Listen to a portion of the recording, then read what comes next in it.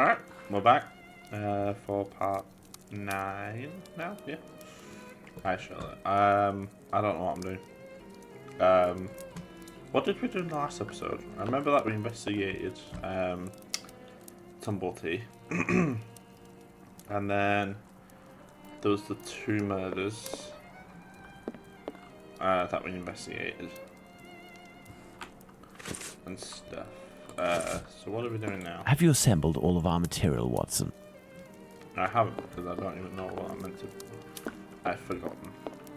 So let's probably just walk around the room and find some shit. I don't know. What are we burping?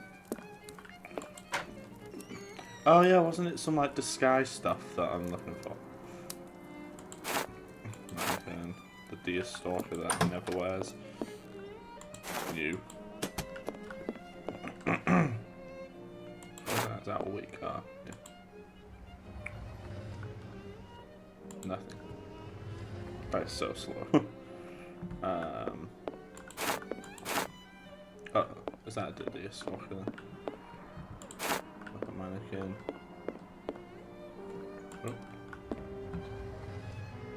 A gun. A wig. This will come in handy. I just picked up about 3 already. Sorry about the thing. I've just eaten, so I'm clearing my throat. Is that everything? So, as for one of the murders, we have no witnesses whatsoever. As for the 3 other, we have at least one person who claims to have seen the victims talking to a man a few minutes before their death. Do you remember whom these would be, Watson? Okay. What's this? So,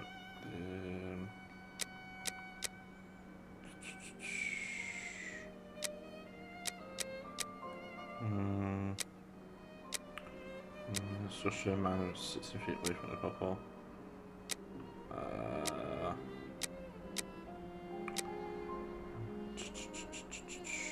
Man was about 3 inches taller than the one who was 5 foot tall. No more. It's been 30 years. Okay, so yeah, I can use this. Maybe this.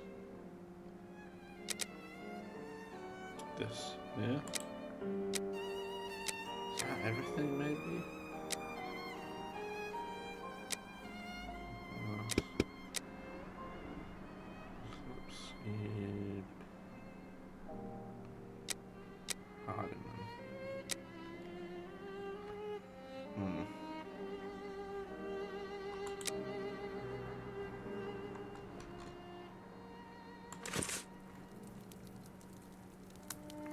Right, okay, so the height of the murderer, according to this, was what? Man had been about 35'7". 35'7". There is an error, Watson. Let's reread Abraham's testimony. Well, that's because I'm going to change the age.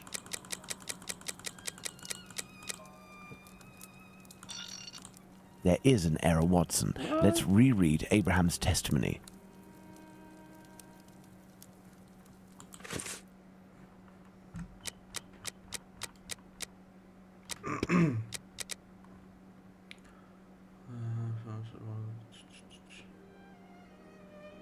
Impossible to recognize. About 5'7".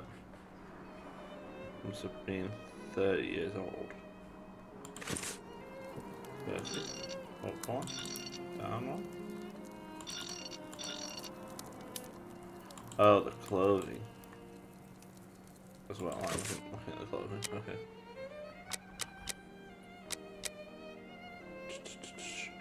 Light complexion, and a fair moustache. He wore a loose dark jacket, grey cap and red scarf. Grey cap.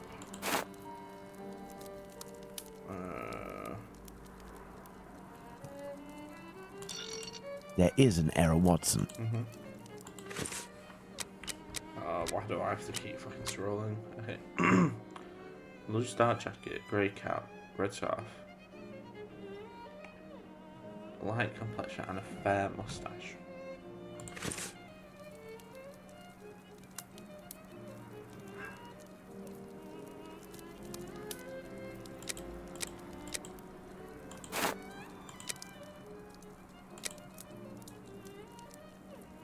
says light complexion.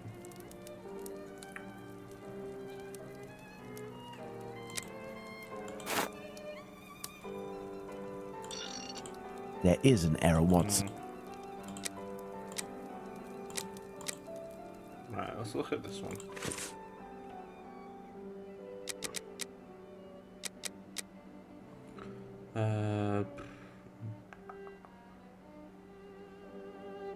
Small dark brown mustache and olive. So dark brown. So if he had dark brown, say about 28, 26, I think he said. Right, and then he said, what height was it? 5'8".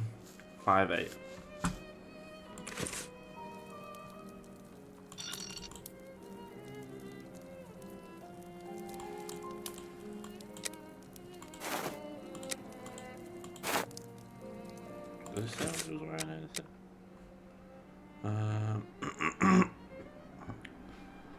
So barely 30, or even less, 26. And 5'8" tall, small dog brown, which I would say, but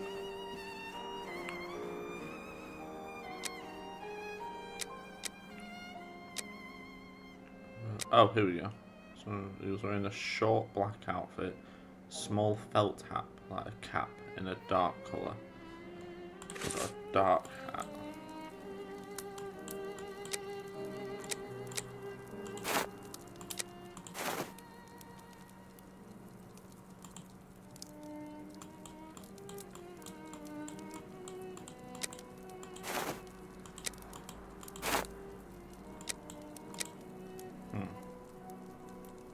What is this one, by the way, anyway?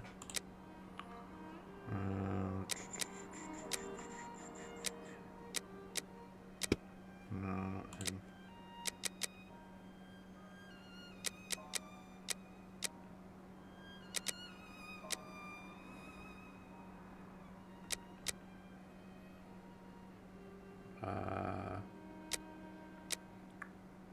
No, he's not saying anything. Alright, yeah, so that's one. Piece head, Fletcher's key.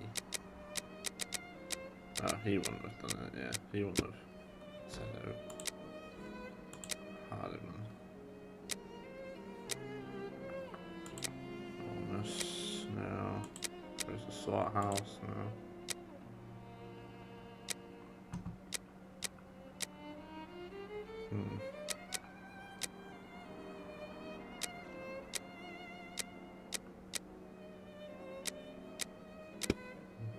No.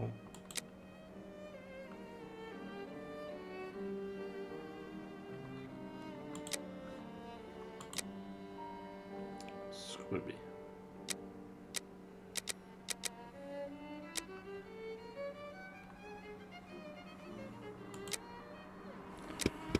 So I'm missing something.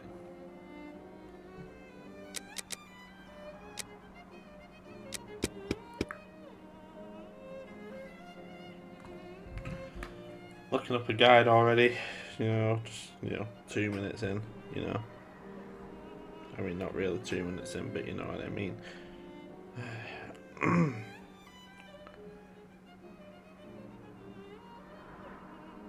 Stretcher, that's a while ago now. Get knives, did that. I swear I did that, blah blah blah. Yep.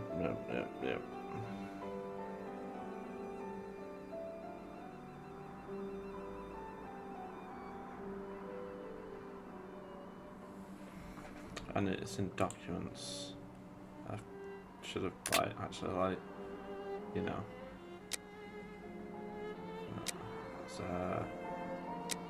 something about something of Elon. A testimony of Elon. Apparently there's Bravo, Watson. There are our 3 witnesses. Okay. I'll call them best on 3. Blah blah blah blah blah blah. Okay, Abraham's account. Boston's grey worker clothes. Yeah. Even though they look green.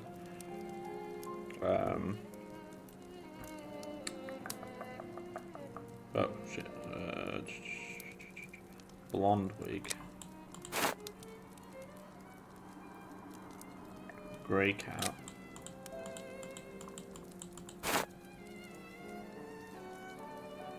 Uh, 30 years old. Yeah. And 5'3". Excellent. Now, on to the next step. Why 5'3"? Indeed, Watson, that's the right size for Abraham's mannequin. The account given by Mr. Solomonich's friend is incorrect in at least one point. The first Joseph said that the man was at least 5 foot 7 inches tall. The second Joseph said he was 3 inches taller than the victim, whom we know was 5 feet tall, which would suggest a height of 5 foot 3 inches. Don't forget that it was this second Joseph who attracted his friend's attention towards the couple on the other side of the road. We can assume he got a very good look at them. I suppose that makes sense.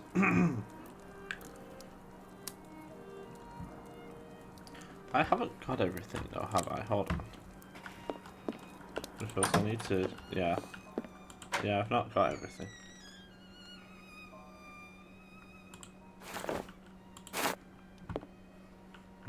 Is there anything else in here I can get? That's everything. Maybe, I don't know. Right, okay. Put my phone back around. So yeah. So Watson's old grey suit. So did I not get that out? Oh. It's Watson's. It's got gonna be in here, isn't it? Old grey suit.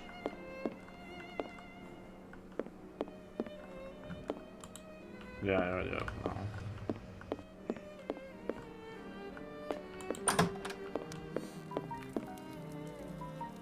Jesus Christ. Right. There's a hat. There must be one of these, like this.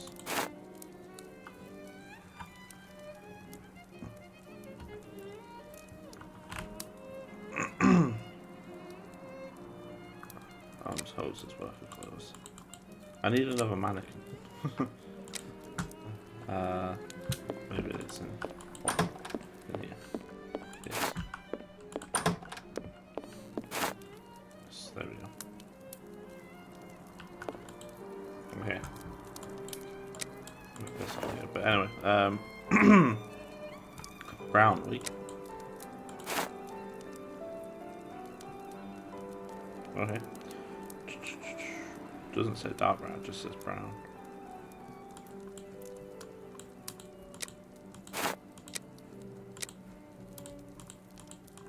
Alright, please, there we go.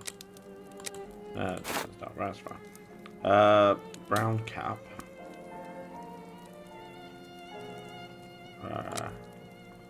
Excellent. Now, on to the next step. Okay. 26 and 5'8". Yeah, I did that. Okay. Holmes's work of clothes, yes. Brown wig, again. Brown cap, yeah. Deer stalker, again. 40 years old. And 5'3". Excellent. Now, on to the next step. As for young P.C. Smith's account, he must have been mistaken about this person's real height. It is only an inch or two after all, and we can attribute the same height as the other two. So take this down to 5'3". Bravo, Watson. Our mannequins have been recreated based on the correct accounts. Now, Watson, let's see in what ways these statements differ and how the witnesses could have been mistaken. Let's look at these wigs and moustaches.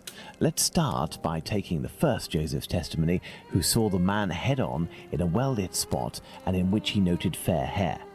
Now, let's consider the same person, but in the lighting and angle of the other two witnesses, in the darkness of night, with poor artificial lighting from above.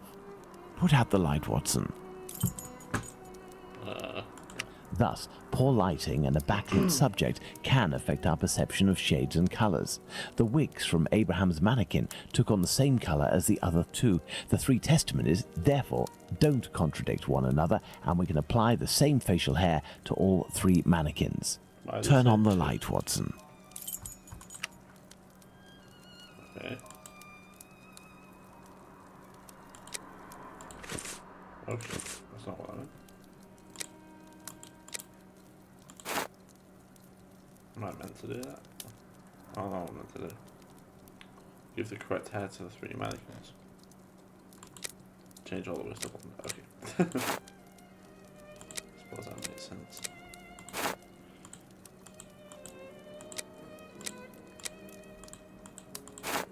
Yes, I have, Holmes. Well done, Watson. With regards to the murderer's hair, the three witnesses should agree on Abraham's testimony. As Joseph is the only one who saw our man in full light, his hair must therefore be fair. You see, Watson, it is hard to draw objective conclusions when one is an eyewitness to an event. This leads us to reconsider the various statements regarding the supposed age of the man. Even if you are face to face with someone in full light and for a period of several hours, to what extent can you determine their exact age? And even more so if you observe them for only a few seconds and or from behind. We must allow some flexibility when considering our witnesses' statements, but always scientific flexibility. Whatever that means. Tolerance. Oh, I see.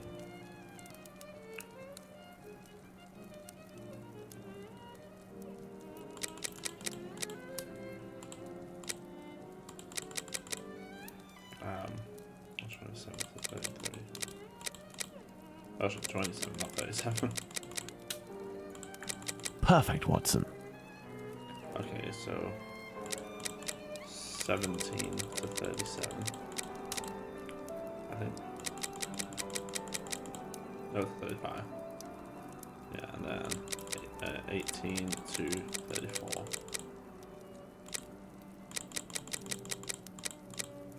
And then 19 to 33. There we are. Magnificent. 7 to 10.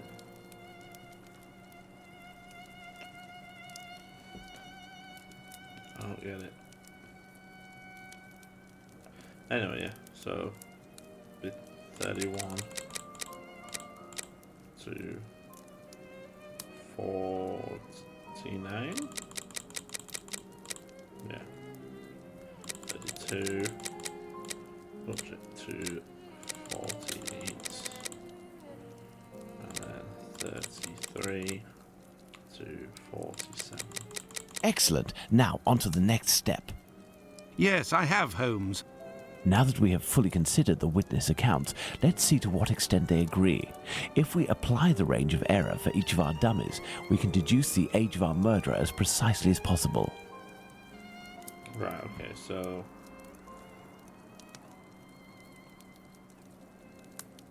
turn the age of the murderer affects the age range and apply it. So, what, like the average?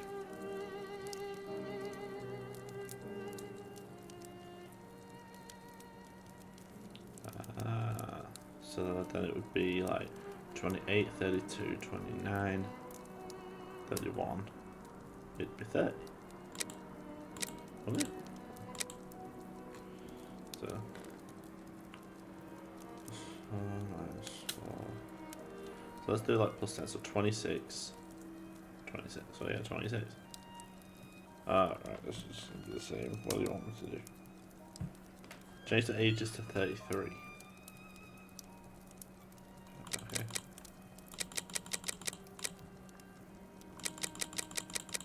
Perfect, Watson. Okay. Within a margin of 1 year, Watson, the age of our murderer is 33 years. But the man described by Smith was dressed respectably, whereas the other two were poorly dressed. Indeed, but Whitechapel's respectively could quite easily describe the Sunday bests that all lower-class men own. Now, let's place ourselves in the shoes of Liz Stride's killer. He has just slain his victim and sees Louis Diemschutz discover her body. Our killer is at great risk if he stays in the area. He therefore gets away from this spot. But he wants to kill again. However, he might have been spotted in the area before having committed the murder by a constable on his round, perhaps, who managed to get his description. What do you think the killer will do?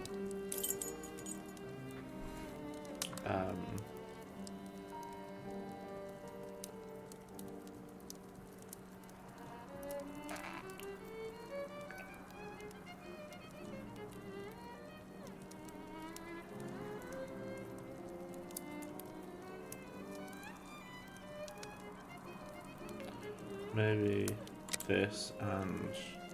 No, Watson. No? Okay, No, Watson. No, Watson. I'm trying to, like, get rid of it.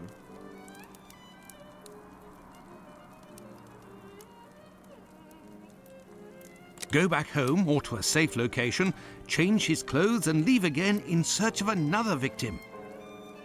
It's the only possible explanation, Watson.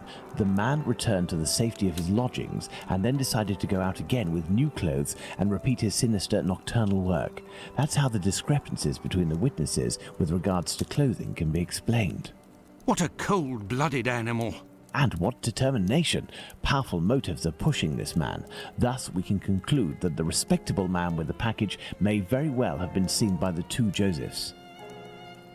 Even if it is just a mannequin, it's giving me goosebumps. But have we really made any progress, Holmes? I mean, there must be thousands of men in Whitechapel who match this description, wouldn't you say? You're right, Watson. We have worked on who, now let's work on where. We need a map of Whitechapel, and please also find me a pencil, 2 compasses, one of which can draw ellipses. Alright. I mean, I've already got the map of Whitechapel, but sure.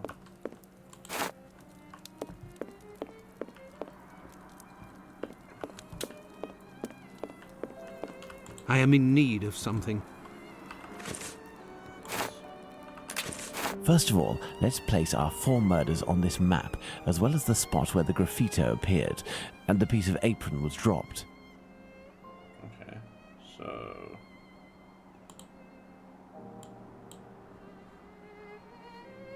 I don't know where each one was. I always forget. Okay, so, Catherine Eddowes was... Yeah. The graffiti was on Gawson Street. Annie Chapman was Amber Street. Butcher, Mary Nichols. Holly Nichols, yeah, was here. This one was here. Perfect, Watson. Let's connect each crime scene to the one out of the others that is the furthest. So probably this one. I think. So if it's since that are far from each other.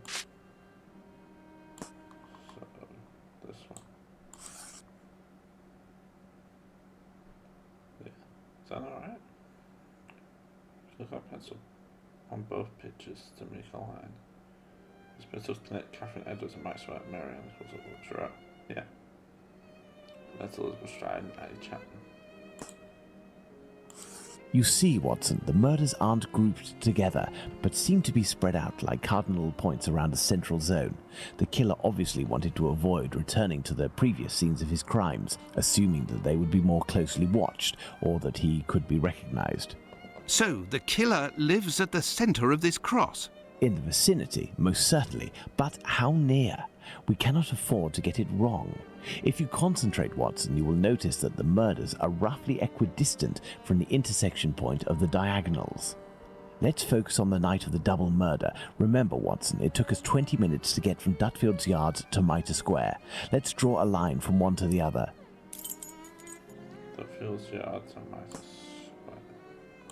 Perfect. We didn't make the trip as the crow flies, but that would not harm our estimate. Let's suppose the killer left Dutfield's Yard at 1 a.m. and arrived in Mitre Square at 1:35 a.m. when he was seen by the two Josephs. If he took 5 minutes to change his clothes, that leaves a range of 10 minutes to determine where this man's lodgings are.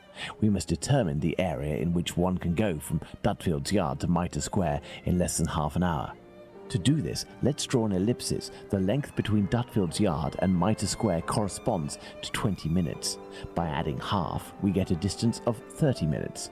By taking the two right segments, each starting from the two murder scenes, and which the sum of the lengths makes 30 minutes, we get our ellipses. I'm missing that ellipsis, but sure. Oh god. No.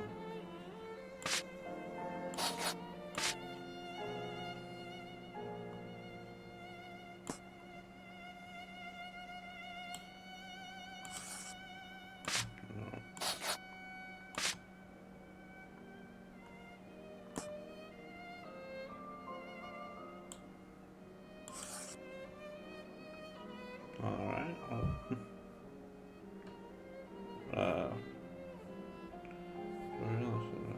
There's a compass to draw an ellipsis that covers my surrounding puzzle. That covers it.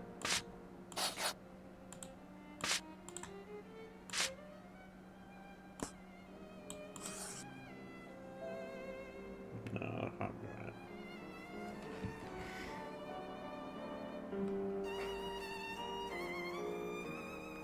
Oh, I think I am actually meant to use the compass one. Why can't I use it?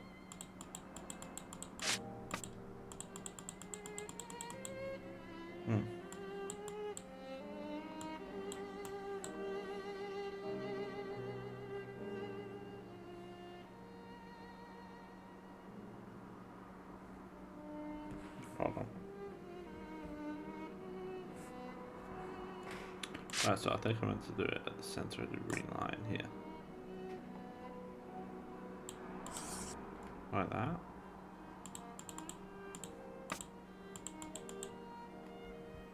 I mean, that looks right. Give or take.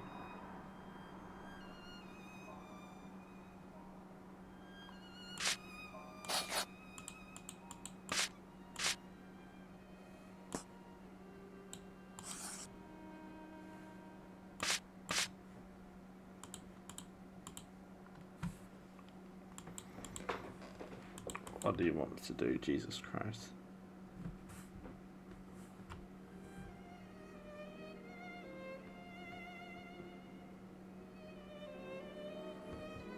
Okay, one second. Use a cup of strong ellipsis that covers my surrounding puzzle.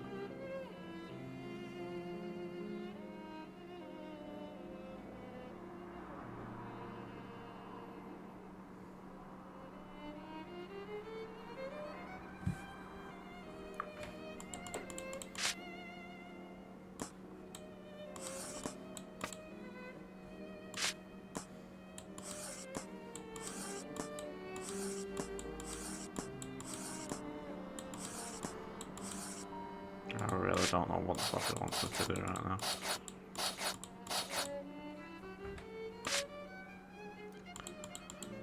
Alright.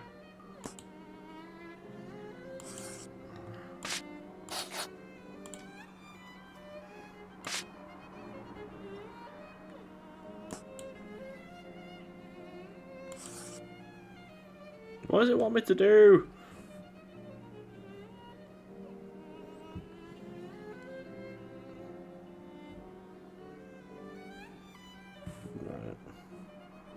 Hold on. I'm gonna like look up a video. Right. I'm looking up a video.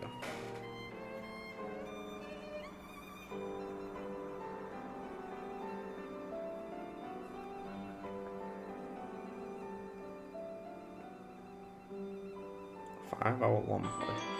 Jesus Christ, that's loud.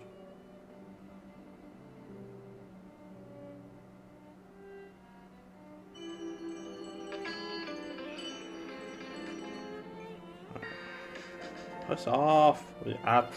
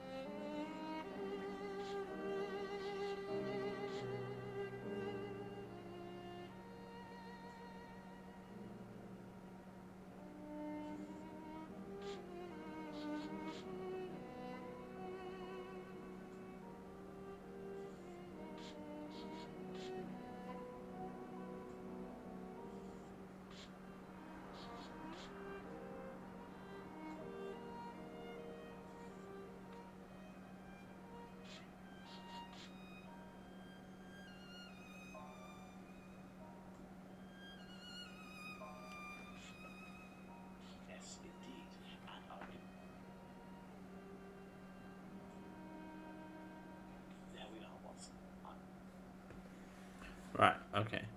So I've got a picture here. So this starts about there, and then to there. Are you fucking serious? There we are, Watson. Oh. Our killer lives in this area.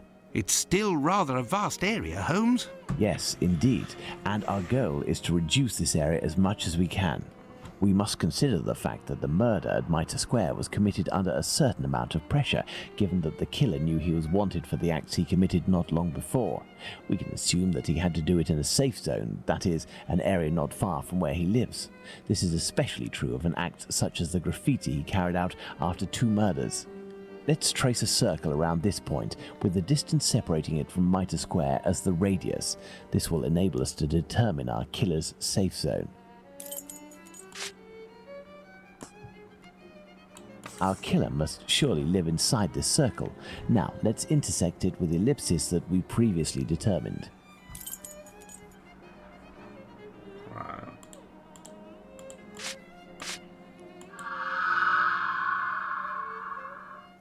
There we are, Watson, the Aldgate district. Shouldn't we inform the police so that they can concentrate their efforts on this area of Whitechapel? It is probably already crawling with inspectors, Watson, and I doubt that they would take us seriously, even if they were willing to listen to what we had to say. Let's focus instead on understanding the killer's modus operandi. We know our murderer preys on prostitutes who are penniless, weak, sick, or alcoholic, that he distracts them the moment before killing them, and that he left an anonymous message inciting anti-Semitic hatred at the entrance of a building occupied by Jews. How would you describe this man? What a coward! Indeed, he is a person of great cowardice. Let's look at his murders, and in particular, the depredations on the corpses, putting aside that of Liz Stride, because on that occasion his work was left unfinished. If we recall the observations made on the victims and the parts that were mutilated or damaged on each of the bodies, without forgetting the fact that he also removed 1 or more organs, we can ascertain that our killer evolves during the course of the murders, cowardly and still evolving. And yet, look at the location of our first murder, that of Polly Nichols in Bucks Row. It is the most distant from the area our killer would appear to live. Perhaps this murder was preceded by another within the killer's area. I believe a cowardly killer would commit his first murder in an area close to his home, in order to find refuge as quickly as possible on carrying out the act. Holmes, an idea just occurred to me that fills me with dread. This evolution of which you speak. He will pursue his next victim as long as the conditions permit him to continue killing Watson. But how could one go even further in this horror? Look at what he did to that woman, Catherine Eddowes. In order to avoid having to answer that question, we must act with haste and planning. Watson, I suggest you inform yourself on the mutilations sustained by the victims. We played with the idea that this could be an act of vengeance against prostitutes. If the mutilations correspond to areas affected by a specific pathology, perhaps the killer wanted to give an eye for an affliction he felt the prostitutes he knew were responsible for. And this trail leading to Dr. Tumblety, Holmes? I also have a few things to look into in the meantime. I still have a primary witness to track down, not to mention old trails I've yet to pursue. See you soon, Watson. When we first spoke about the Bucks Row murder with Watson, he was reading a newspaper, The Star, dated September 1st, 1888, I believe, which mentioned similar murders in the preceding months. I have no chance of finding the police reports, but perhaps I could find some information at the Central News Agency. I must go there at once. Afterwards, I'll go back to see Abraham, the owner of the pet shop in Whitechapel. The second Joseph's statement would lead me to believe that he may know the man spotted on the corner of Church Passage that night. If that's the case, I must find this witness so I can question him. Again. Actual drill shit. Okay. Let's actually, do some shit there. The wall without. Bring up all of Colson Street here. Ah, Bulling is there. It won't hurt just this once. There we go. Hello, Mr. Bulling. So, did your colleague tell you about the tip? What tip? Ah, I see. I gave him an explosive tip and he went without you? Oh, that's not very sporting on his part. No doubt he took all of the credit for his discovery. You're winding me up, eh? I'm showbulling something to make him believe me. Do I have anything on me? Ah, there. What do you want? I'm not winding you up. The proof is that he gave me this advance on the debt. That traitor! He owes me if I find him! Before I leave, can you do me a favor? Heck, tell me. I'm looking for some reliable info on the murders committed in Whitechapel in the months before Polly Nichols' attack. Reliable? Ha! You really think you'll find that here? Fine. I'll be honest with you. We have folders that group the dispatches from the current year into categories.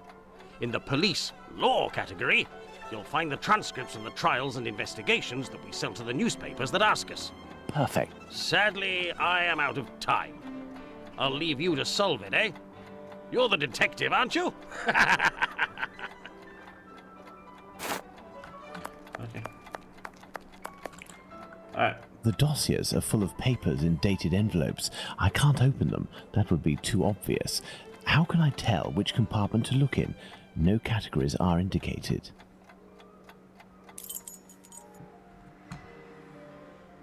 What?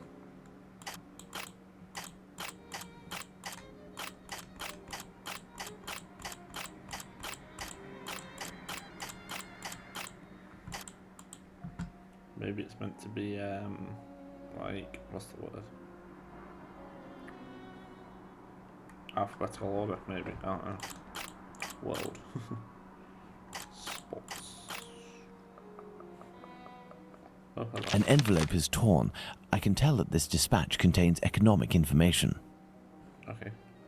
So that's economy.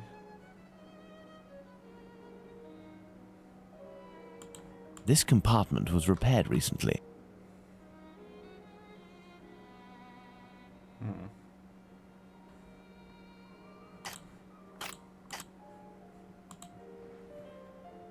Where the fuck did it go? Oh, but just come back. Would it make sense for the front page to just have one? Maybe.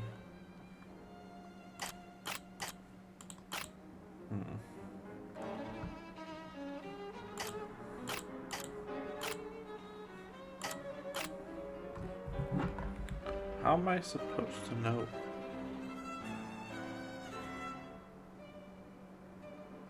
Okay. Oh, apparently I can look around the room. That's from the director. I can't go through that. Repair the wood of the news and brief compartment. So that's what that is.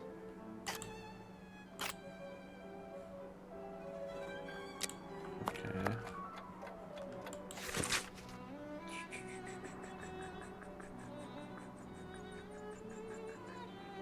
Found a place for your inventions and science with politics dispatches. One on top of the other.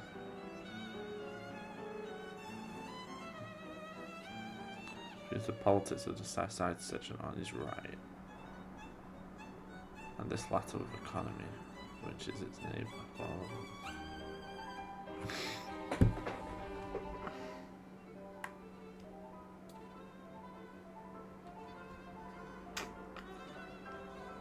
He'll easily confuse the politics with the society section on his right, and the latter with economy, which is its neighbour.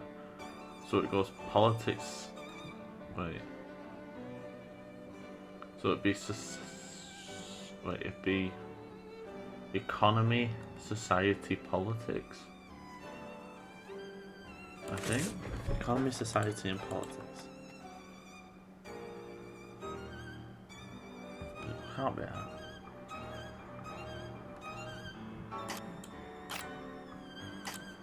Maybe it's that, I think. Right, and then documents. Then politics, inventions is underneath politics. I think. What was that other document? This one. As an agency received numerous dispatches for a file system you have made appears to be too small, particularly for the world and society sections, which cover too much area and overflow into the boxes below. Police, law and culture respectively. Would you be able to furnish a device in order to keep only one filing cabinet while awaiting your response? So the world and society sections are both police and law and culture.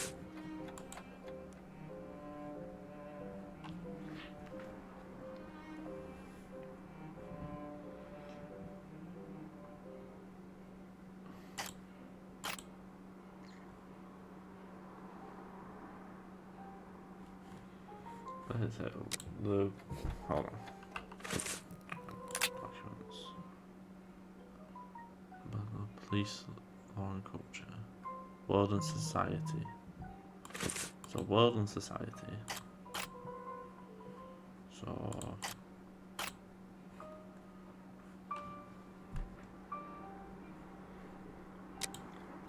okay. Documents. World and society, and then police and law and culture.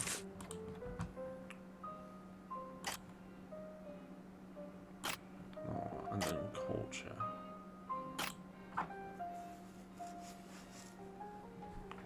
That could be these two as well. Okay, let's see if there's any other things. My first week of work is very grueling.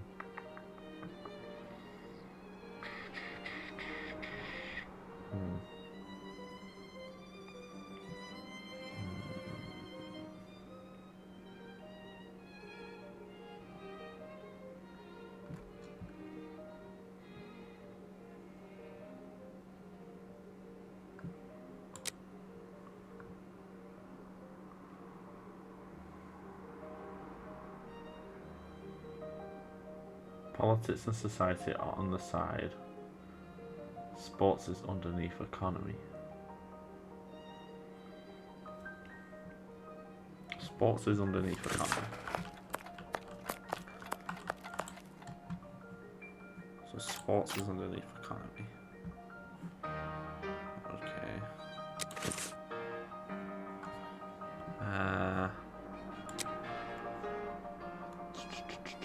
Politics and society are on the side. What do you mean they're on the side?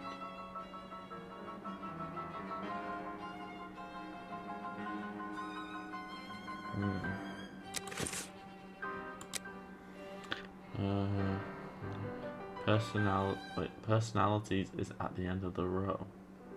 Front page news is the first compartment. Is at the end of the row.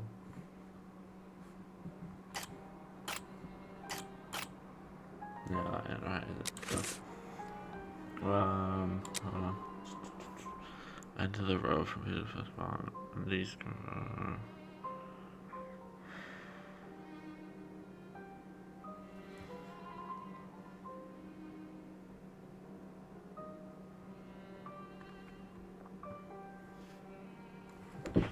Okay. Let's have a look at maybe some other clues. Oh, hello. With the dispatch filing proposed major info. Oh, major info up high, except news and brief, minor down low, except police. Law. Listen future proposed also to invert news and brief. Up high. Up high on police law, which is actually down low. Well, the weather section is almost always empty. Put it with news and brief. So news and brief info down. So weather is almost always empty. So that means that this is weather. And it said put it with. What did it say put it with? News and brief. So that means so news and brief could be there or there. But sports is under economy, so it can't be there. So it has to be there. So these four, I think, are right. Okay. So that narrows it down.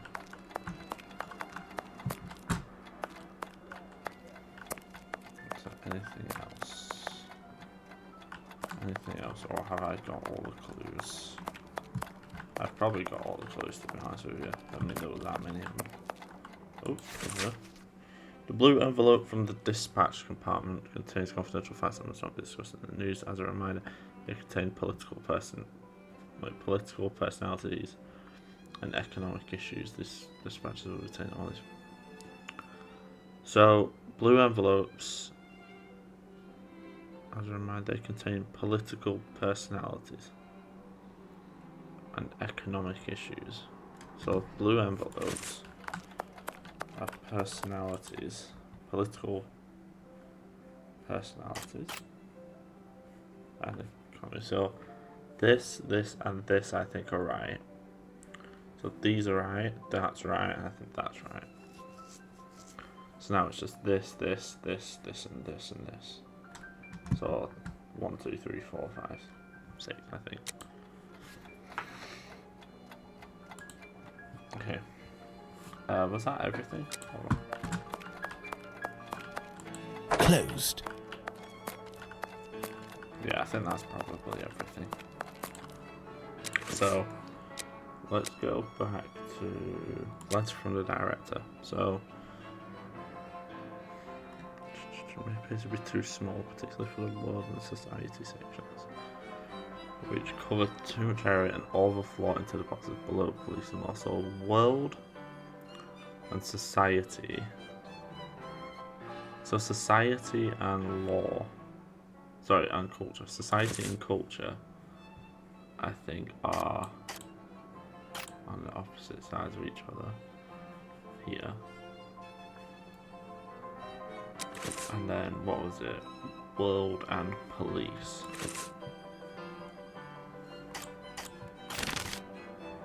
These envelopes contain dispatches of police and judicial cases. Now, I need to open them discreetly. I must try to unglue the openings. Did I do it? I did it. Hey. So unglue it. How would I do that?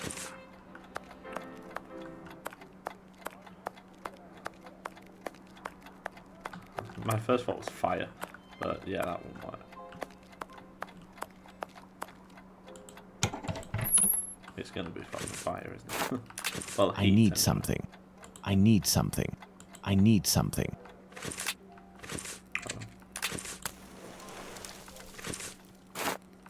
I need something. These envelopes contain dispatches of police. I need something. I need something. No.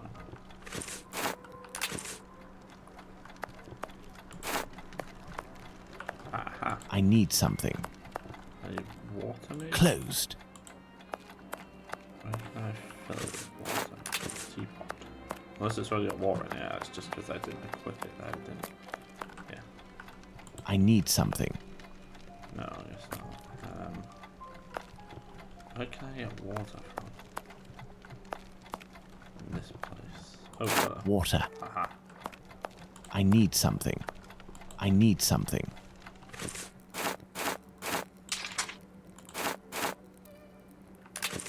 There, that will provide me with steam.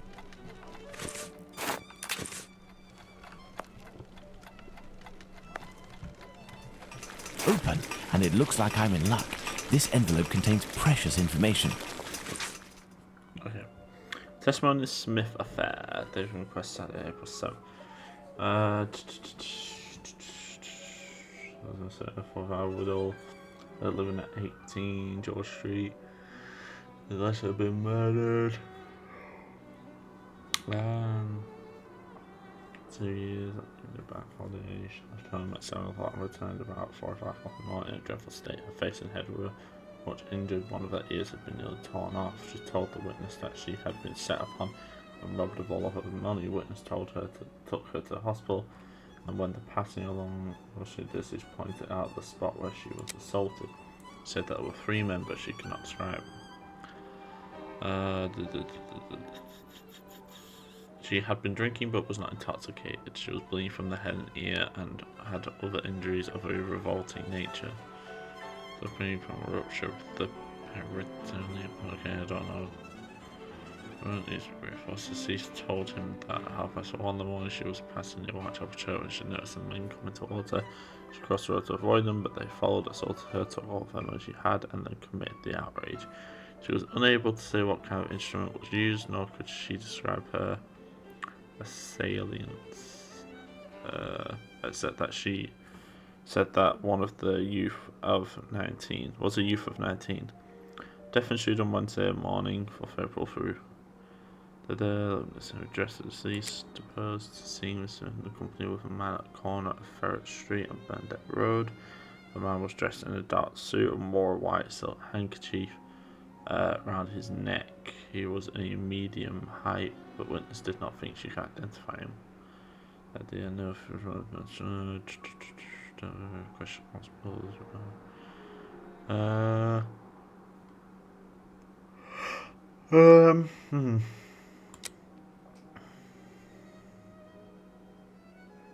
Yeah, okay. Oh, okay. Somebody else, that's why I don't. The information excludes the murder of the first woman, Miss Smith. Jack the Ripper can't be the author of that crime. On the other hand, there are enough similarities to suggest he may be the killer of Martha Tabram. I must go to the pet shop. So, where is it? It's in Whitechapel.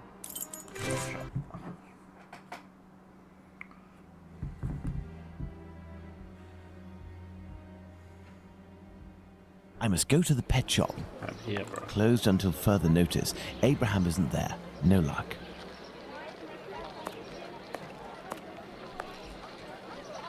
Beep beep. Good evening. Oh, good evening, sir. Yeah, right.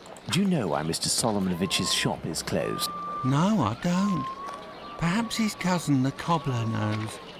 But I believe the police came to take his animals. I think that might have something to do with it. When was this? During the day. The kids you were with the other day were there, they told me. They just came by to ask for some cat's meat. They didn't have any money, but I gave them some anyway. Ah. Do you know why Mr. Solomon... When was this? Is something wrong? It's just that there was a little girl with them, the same age as mine. My little girl who went away with her mother, with the angels into the sky. Dr. Watson told me about your loss. Please accept my condolences. Would you like to talk about it? How did it happen? The illness, sir.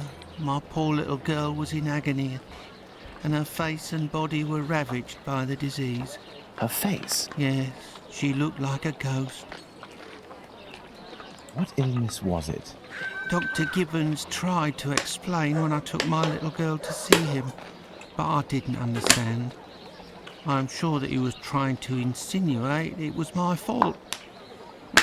I'm sorry, but I don't want to talk about it anymore. I understand. Farewell. Let's go and see Dr. Gibbons. Let's go and see Dr. Gibbons. Yeah, a little teleport from over there. I think. Anyway. Gibbons, you bastard. Hello, Doctor. Do you remember me? I'm Sherlock Holmes, Dr. Watson's friend. Oh, yes. Excuse the mess, but I am doing a bit of tidying. I have come to see you about a Mr. Hardyman, a cat food seller by trade, who recently lost his daughter and wife. Yes, I know him. A tragic story. Actually, I was hoping you could tell me about the disease that took his daughter, a disease that would have attacked her face. Well, to keep it short, we are speaking of syphilis, Mr. Holmes. You must certainly know that it is transmitted through intimate connections, and that the vast prostitute population here contributes to its inevitable progression. It destroys individuals by spreading through the body slowly. The most obvious symptoms can be found in the genitalia and on the face in the form of pustules or lesions. Sometimes this illness can destroy whole families. The father catches it from a prostitute, he transmits it to his wife, who in her turn passes it to the kids which she bears or nurses. These cases are numerous in the vicinity. Certain children, and this is the case of the little girl whom I won't name, suffer from an emaciation of the face which will, apart from predicting an imminent death, bring infamy upon the family.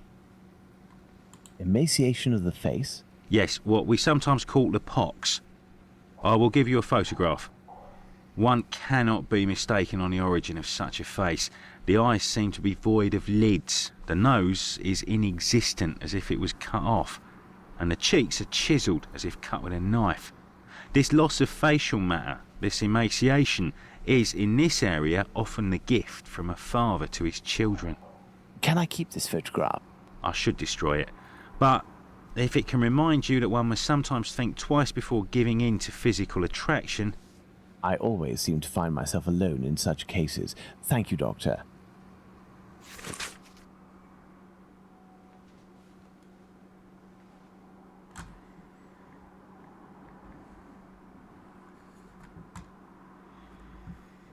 Let's go to the cobbler's. Scarred for life. Scarred for life. Scarred for life. Scarred for life. It's the insinuations. The insinuations. The insinuations. Hardy man, you dirty bastard. Fucking did that. Good police. Police. Big fuck. Jesus Christ. Anyway. What am I meant to do again? No, Jesus, I don't want to look at that again.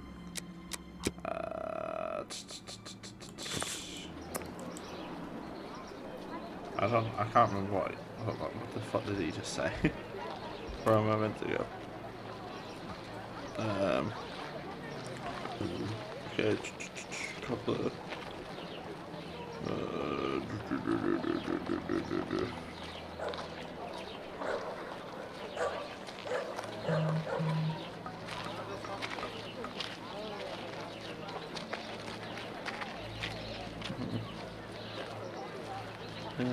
the cobbler. Go to the cobbler. Ah, yes. Yeah.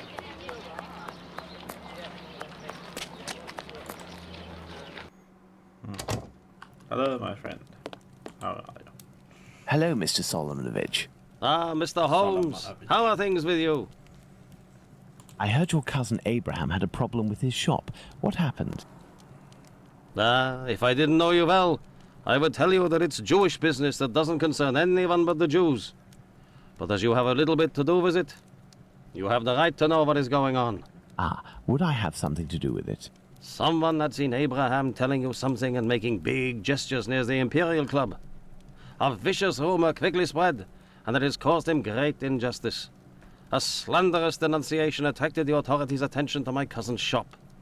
Abraham must be in the process of answering their questions. I did, indeed, speak with your cousin the other night. I'm shocked at the consequences of this discussion. As I was saying, it's the story of the Jews. In the face of adversity, we are united, but amongst ourselves, it's like anywhere else. As soon as our people take a dislike to someone, for right or wrong, we can be without pity and quite cruel. This is all very worrying. Your cousin knows one, or rather two, of the men who were at the Imperial Club on the night of the Mitre Square murder. One of the two, a butcher in Aldgate named Joseph, is probably withholding information of the utmost importance. I must find this man. Perhaps you can help me. But there are dozens of Jewish butchers around Aldgate, half of which must be called Joseph. And you know, Mr. Holmes, we Jews prefer to remain in the background of this murderer business, this Jack the Ripper thing. All of London is pointing their fingers at us, saying, "It's a Jew who disemboweled these women." Our community is in great peril, you know. There was the business with Lipsky and Leather Apron. I will see what I can do, but I don't promise anything. I'd be extremely grateful to you. Very well. We may meet again, Mr. Solomonovich. You are most welcome, Mr. Holmes. I've paced up and down Whitechapel enough. I should return to Baker Street in order to reflect on the new facts that I have discovered. Alright, let's go then.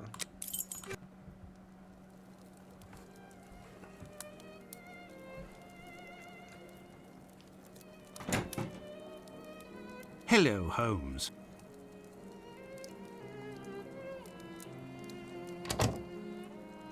Good day, Watson. Listen, Holmes, I know I should have got here sooner to give you a report on my research, but this case has led me to neglect my patients and my wife more than I care to admit. I've been able to sort things out over the last few days, and now I am ready to pursue this investigation. You don't have to justify yourself, Watson. Whilst I do tolerate you as an observer, and despite your occasional help with more menial tasks, may I remind you that you are by no means an indispensable part of this case. Oh, you tolerate me as an observer, do you? Oh, you're too much, Holmes. Well, Mr. Detective, despite my absence, I have been working on this case, putting my relationship on the line in the process. And I happen to have a confidential letter that only passed from one lord's hand to another. What it contains is extremely serious and concerns Dr. Tumblety and his collection of uteri. Let me see that. My lord? I don't really look at it. Excellent. This American could turn out to be of great use to use. That's right, and that's not all. I did some research and finally found an illness that affects the genitalia and can, in certain cases, cause facial symptoms resembling the mutilations seen on the last victim. It is called, would you believe? Syphilis and the emaciation that can be seen in affected children. I have known that for days, Watson. Really? Listen, now you're already here, Watson, we may as well continue the investigation. Do you remember the map on which we established the area in which our killer lives? I think we should continue our study. Okay. Well, I discovered the case of another murder before that of Buck's Row. It happened in George Yard. We shall put it on the map in order to see if it corresponds to our area of research. We must place the murder of Martha Tabram in George Yard on the map. That is where Martha Tabram's murder took place. There's no point going there. I already have all the information we need on that matter. You see, this murder took place in the area in which our killer lives, his safe zone. Nonetheless, there are two major differences between the murder of this Martha Tabram and that of Polly Nichols. Firstly, the blows inflicted are not the same. And the second difference? It follows on from a doctor's opinion. He claims two weapons might have been used, and if there is one group of people we absolutely must not trust in this business, it's doctors. Don't you agree, Watson? Watch it, Holmes. Tabram's murder took place in an area where the murderer, whose cowardice is clear, was able to make a quick getaway, that is to say, near his home. For his second murder, he would have wanted to go further afield, so the police would not link these two cases. And as for the other murders, seeing the ineffectiveness of his last one, he headed in different directions to kill his victims while still staying in the vicinity and without going any further than necessary, and all the while planning his escape. My dear Watson, we now know what this man looks like, in what area he lives, and that he suffered directly or indirectly from syphilis. Let's not forget the anatomical knowledge he must almost certainly possess. Given his lower-class background, a butcher seems very likely. However, it may be the case that the man was a butcher once, but is no longer. He might also have been a medical assistant. Who knows? That's why we need the testimonies of the other Joseph and Dr. Tumblety in order to be certain. What shall we do, Holmes? As the police's cooperation is futile and can be ruled out, we have nothing to do but wait. Watson, wait, and hope we see one of these two men before the killer strikes again. At last, a long day's work done. How are you doing, Holmes? Fine, Watson, just fine. I suppose you still haven't heard any news from Whitechapel? No, Watson. It's been almost a month now. Who knows? Our killer may have brought justice upon himself, overcome by remorse and ignominy for his actions. Not a chance, Watson.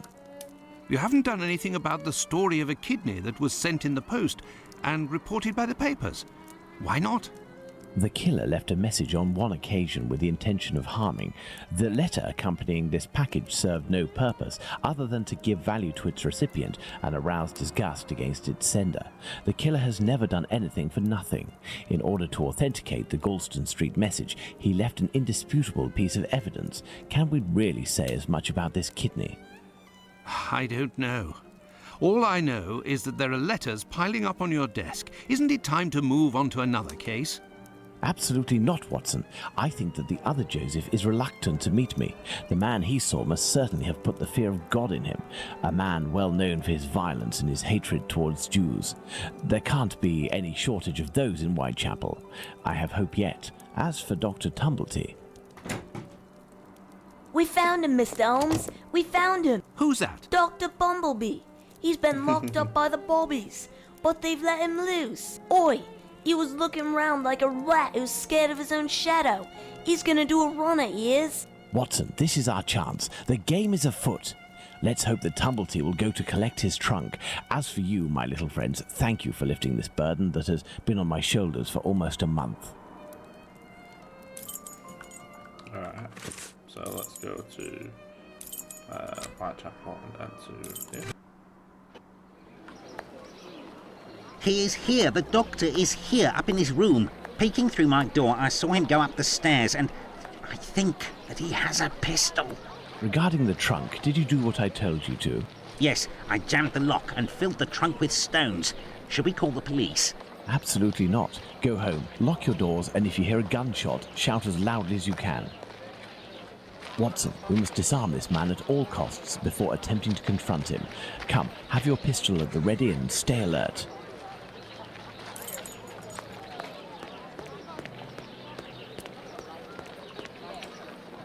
Alright, here we go. Don't move a muscle or I shoot. Who?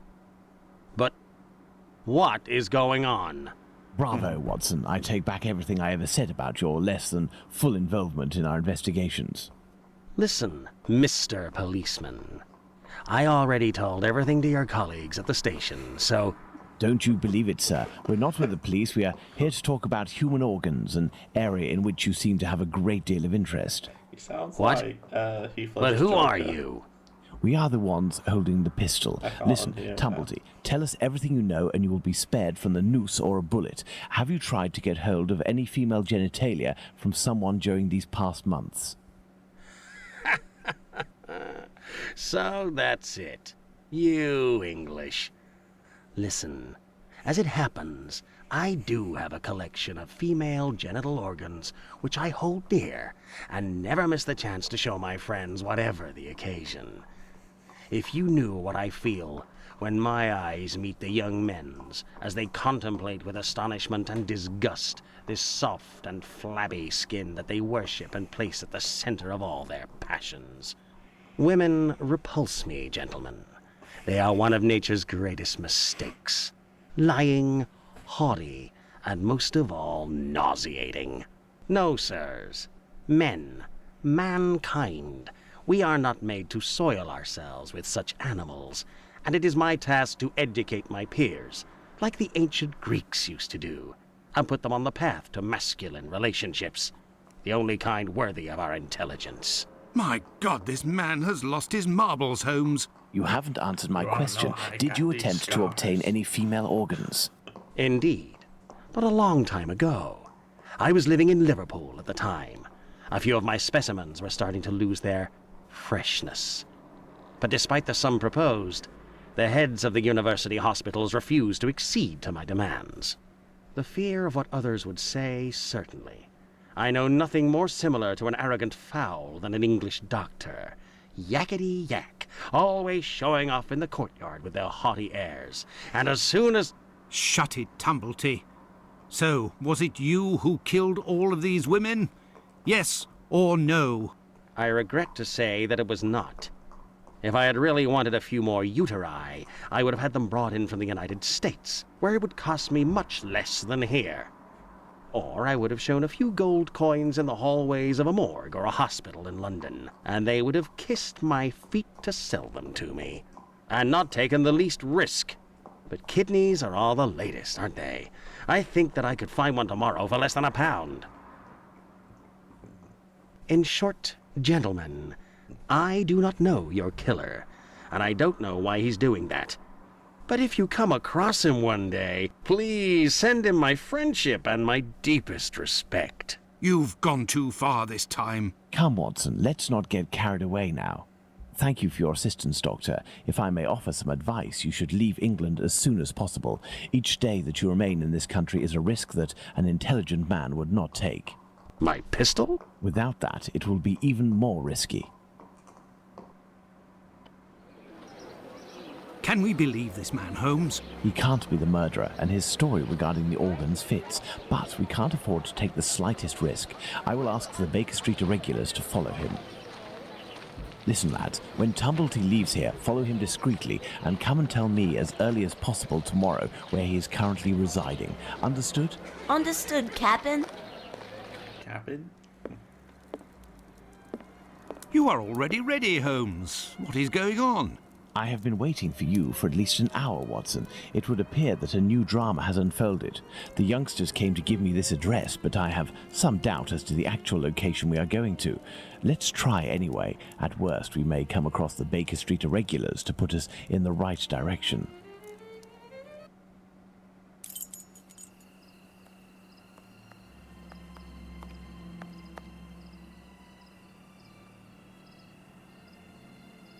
We are lost, Holmes. No, we're not, Watson. We are heading for the very street I'd hoped for, but as I wasn't sure it was this one, I've made a few big detours in order to find the right one. I'll know it when I see the name. Why, of course, Holmes. Why didn't I think of that? The great Sherlock Holmes can't...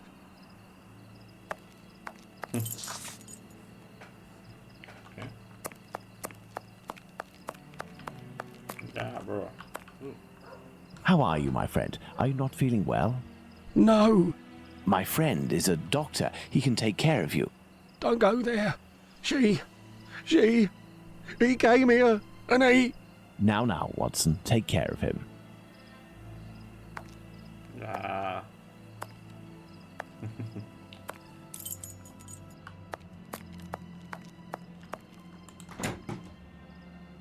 Wait, oh god.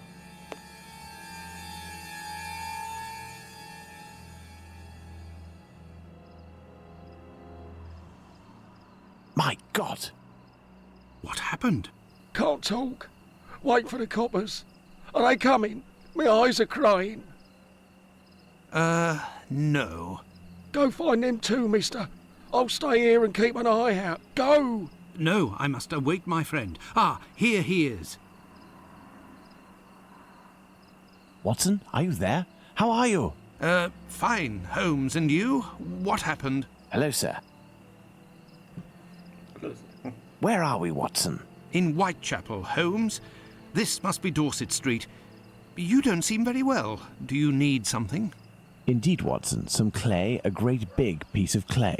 I would ask for some wine, too, but as you know, I taste nothing but melodrama. What is over there? A trip from which you will never return, Watson. Trust me, don't go there. A trip? Behind this door? In this room? It's not strictly a door, it's more of a portal, a threshold, and what lies behind it is not the mortal realm, Watson. It is a place beyond time and space, the gift of a frantic artist who made use of his talent in order to grant us access to his world, Watson. Beyond that threshold is an abyss. Hell. The police won't take long to arrive, and the last thing I want is to waste precious time on them. Could you lead me out of this area and take me home? Okay.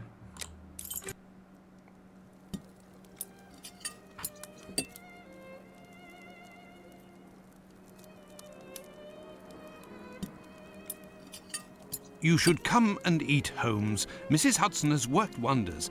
The joint has been cooked medium rare.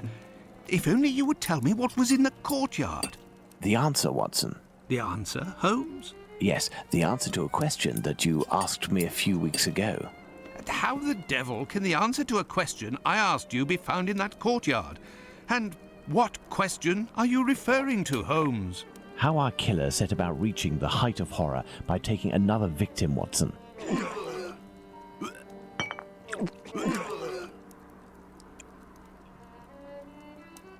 Did I not tell you that I wanted to avoid melodrama?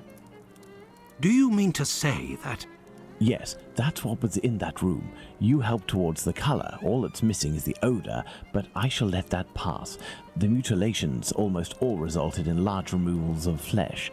My photographic memory noted them all in great detail, the shape, size and location, and thanks to the softness of this clay and your medical knowledge, I believe we can attempt to determine what is missing from this lady. Don't you think we should wait for the medical examiner's opinion?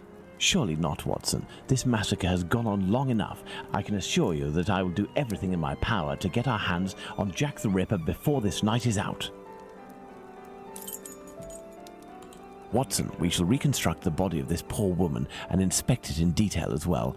Your help as a medical man will be invaluable. Holmes, I feel a bit unwell. Well, I understand. I will manage on my own. Her throat was slit just like the others. The wound is particularly deep.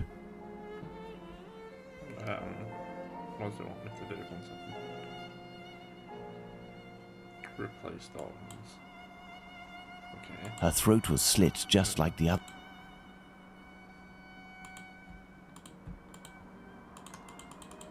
What does it want me to do? Her throat was slit just like. Yeah. Her throat was slit just. The liver was neatly removed. There were incisions in the rib cage, as if to inspect the lungs. The breasts. The uterus. What is this? I don't know what that is. Yeah. Kidneys. Spleen. An organ is missing, apparently. I must specify which organ this is on my list. That's the heart, obviously. There we are, Watson. We have examined everything. The heart is the only thing missing. 2 uteri, a kidney, and now a heart.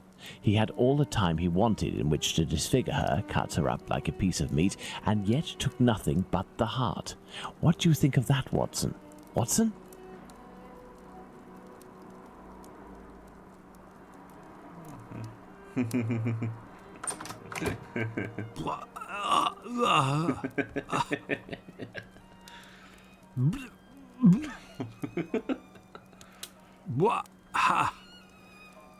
Fucking hell. I dread to think how you'd react if you saw a corpse. I'm returning to Whitechapel, Watson, to Isaac's. If the heart tells you to come with me, if the heart tells you a little wordplay there. Let's go to the cobbler's. Fuck's sake. Right, where is it? Yeah, isn't it? Yeah. Let's go to the cobbler's. Jesus Christ. Beep, beep. Evening, Mr. Holmes. Good evening, Hardyman. Has Abraham Solomonovich still not reopened his shop? No, not that I know of. Have you heard anything about the latest murder? Certainly there is talk of nothing else. Poor girl. I hope they catch the bastard who did it. Who do you think that could be? A madman, that's for sure. Everyone in the area is pinning it on a Jew. But I don't believe that for a second. Why? Because Jews don't like blood, you see. They're not allowed to eat it, and they have to drain the meat before cooking it. It's true that they eat animals, but they are fanatical about all kinds of silly things. I don't know much about their rituals and all, but I know that a Jewish butcher can't just do whatever he pleases with his knife. He has strict kosher rules to follow. You seem to be very well informed. Well, I buy my meat from them too. My clients don't care whether the meat comes from Jews or not. Cats eat it regardless. And let me tell you, I'd go as far as to say that I may even have more faith in a Jew, because even if they don't eat all the offals, a Jew inspects them to see if the animal was in good health. Lungs, for the most part, and as they make up most of my cat's meat, you can see the connection, right?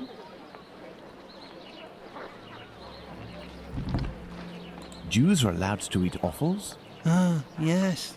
They eat calves' kidneys, I think. How big is that? A calf's kidney? Ah, well, that depends if it's fresh or if it's been marinated in brine or cooked. When fresh, are they as big as a human kidney? They would be, yes. You know, Mr. Hardyman, it's lucky for both of us that the murder that took place in your mother's courtyard was only the Whitechapel killer's third. Had it been the first, I wouldn't be thanking you, as I'm doing now, for all of this important information.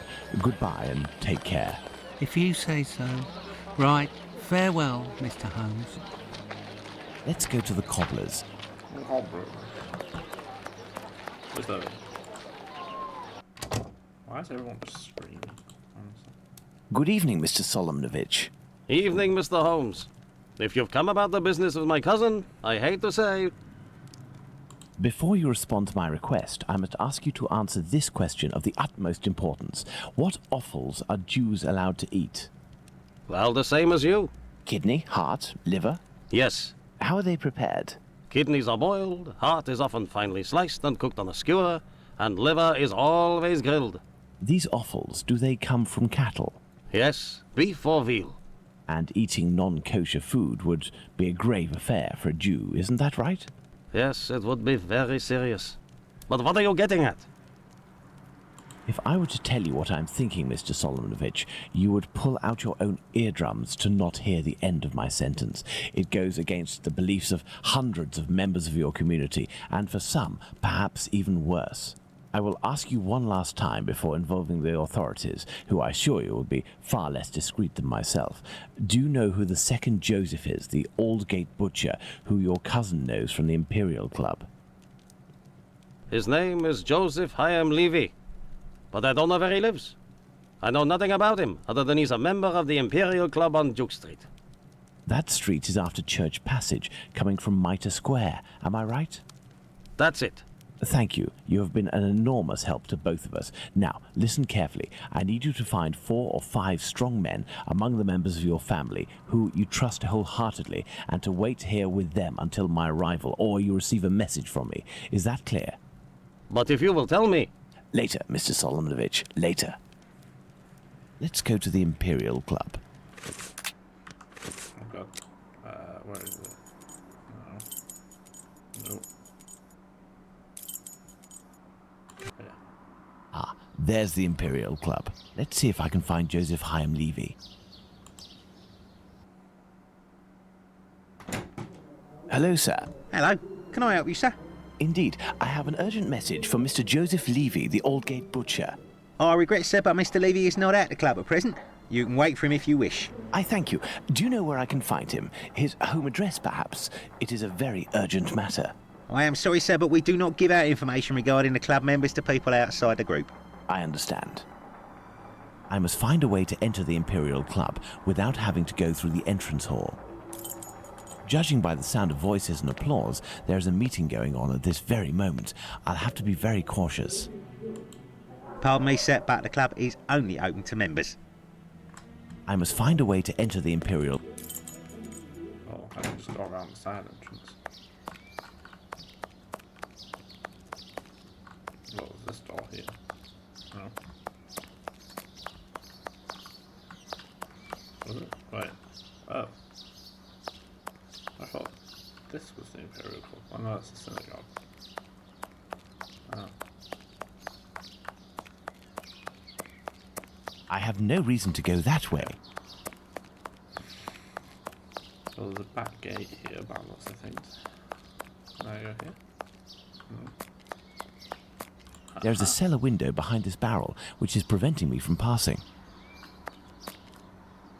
Coal. It's a service door and firmly locked. There must be a stockroom in the cellar beneath this room. If I can just get into the coal cellar, I shall be in the place. This barrel is on a wooden pallet. I will need a pivot.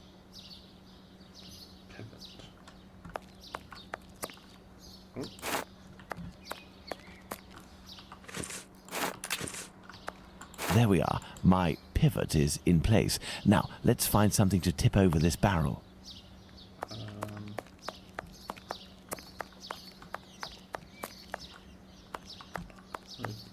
I'm guessing something heavy, maybe? I don't know.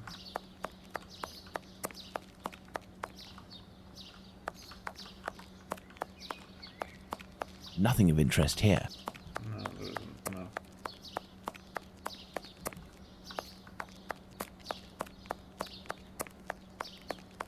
See what's at the bottom? There we go.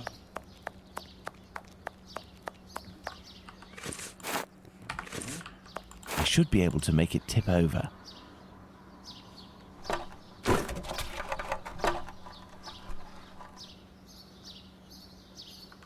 Closed. The cellar window is locked from the inside by a simple iron hook. Closed. Coal. It's a service door and... It's like a thin thing. I can probably unlock it.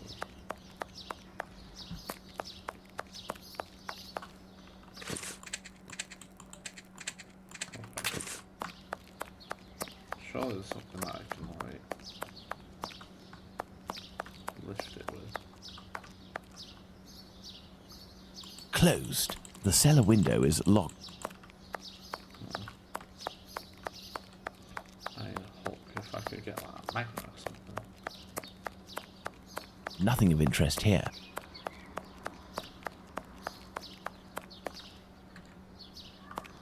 Oh my god. The Imperial Club.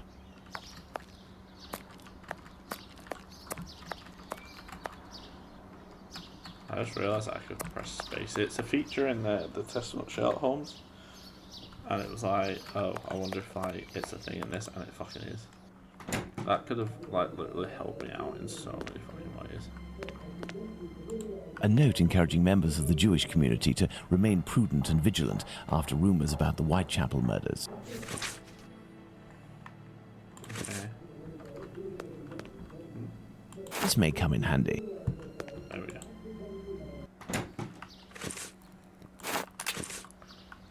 Hanger. Let's go. Let's go. Good. Let's try to find the exit that leads to the club. Well, that'd be this, won't it? This may come in handy. It's a key.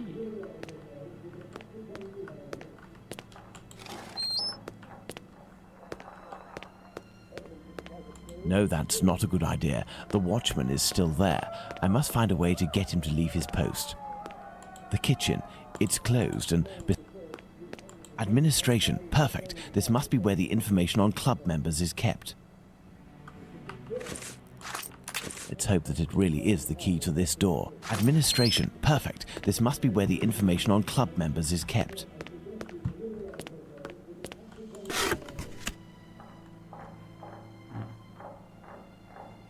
Some square metal tokens.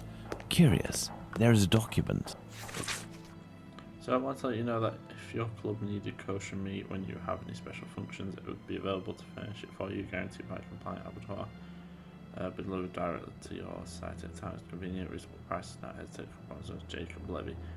Refused on the advice of Joseph Levy. There must have been litigation between Joseph Hyam Levy and Jacob Levy. A page from an old Yiddish-English dictionary. Court's proceedings. Curious. This must be the club's safe. What I'm looking for is probably inside. I need something. Yes, I need to. This must be the club's safe. What I'm looking for is probably inside. The lock on this chest is very sophisticated. Let's see. Is it meant to be like matching symbols, maybe? Sort of. So like this would go here, and then it would be like a crown on top, and then a T at the side. But obviously, I can't do that. So that can't be there. Is a T at all? Is that? Is this? So I could do that. Let's just. Oh no, there's two crowns on top. N to the left, kind of. You're the only one. Crown on the bottom. There. Crown. Yeah. Oh, I did it. Elementary. That was easy. I need something. Maybe the dictionary. These documents contain some words in Yiddish, which reads from right to left. Okay. See all names or components which is follows Mr. Bath. Huh. I don't know what it's trying to do.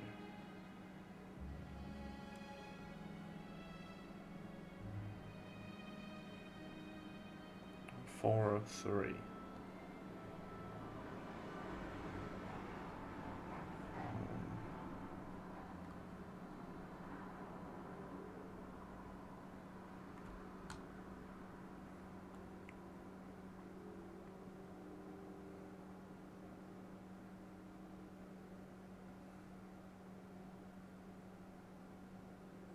Alright, so it'd be three. I think three. So it's. Oh no, that's what am I looking at? Definitely in it. Is it this one? Yeah, this one. So 300. So 30.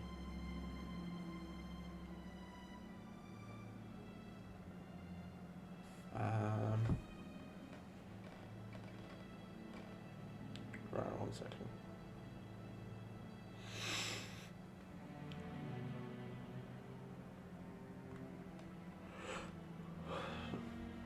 So 30. So what is 30? If any, then.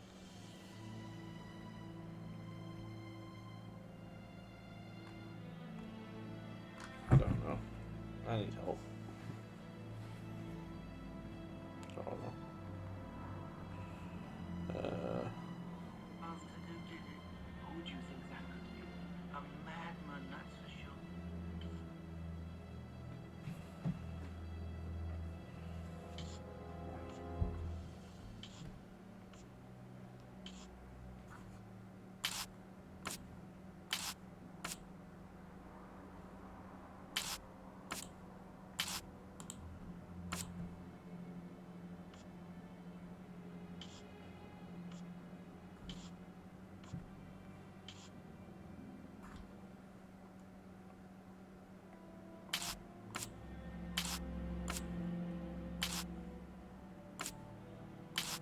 Excellent. Now, on to the next step.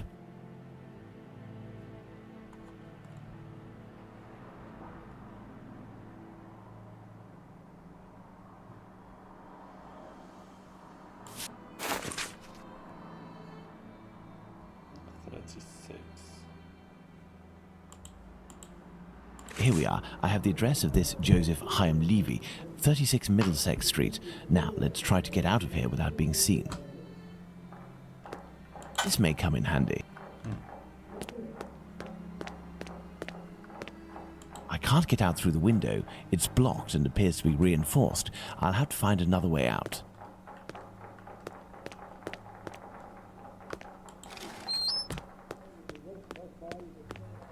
The kitchen. It's closed and...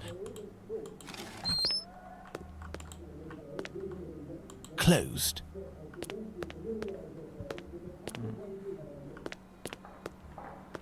I need something.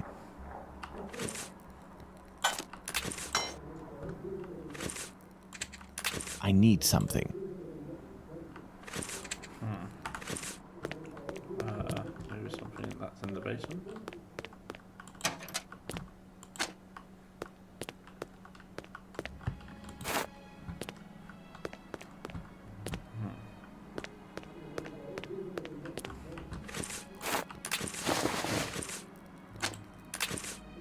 I need something.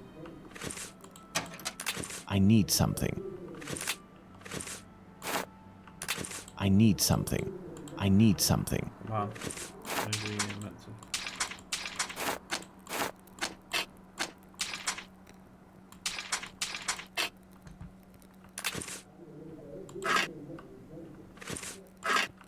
I need something. What am I meant to do?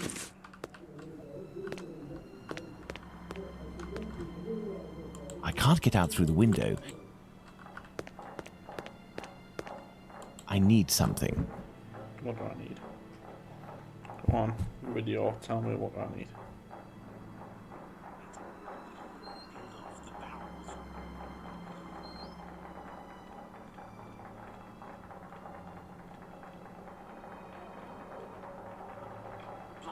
My exit has been sealed off. The barrel was replaced. I'll have to find another way.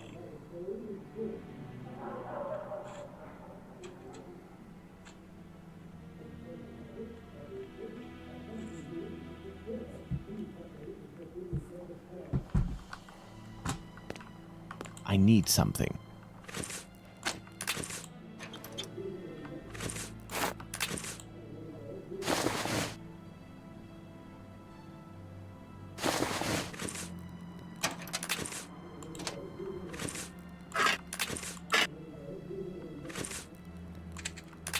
Now let's quickly hide in administration.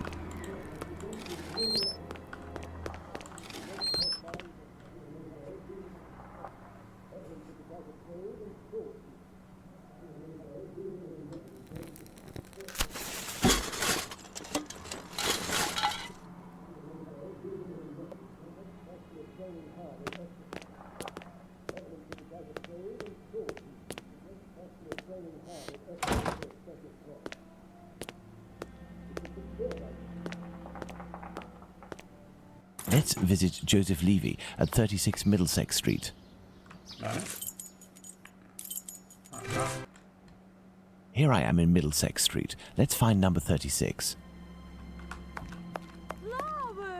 That's it.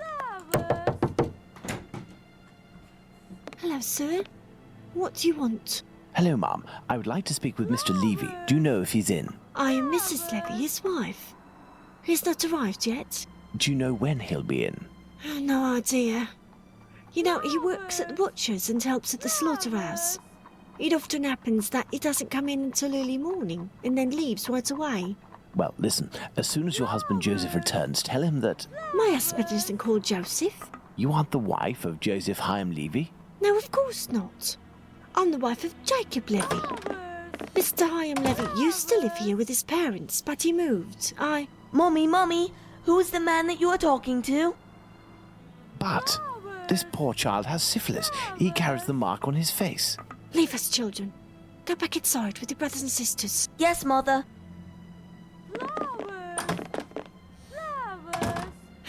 As I was saying, Mr. Hyam Levy doesn't live here. He works in a butcher's near Aldgate, but I don't know exactly where. But if you find him, he will surely live next door. Butchers always live near their work. Could you possibly give him a message on my behalf? I don't see him often, and, well, even though we know him, we aren't on friendly terms, you see? Is he bothering you, Mommy? No, Simon, not at all. It's a handsome boy you have. It's strange that he has light hair. He takes after his father. Strong, with light hair. Wait, he sounds familiar to me. A man of about 50 years old, very big, at least 6 feet tall, and left-handed, correct? You are mistaken yet again. My husband is only 32 years old, no taller than 5'3", and he's right-handed. Obviously, there are many Levys in the area. I will leave you, and I pray that you will excuse the disturbance. Perhaps we will have the pleasure of meeting again. Farewell, Ma'am. Goodbye, sir.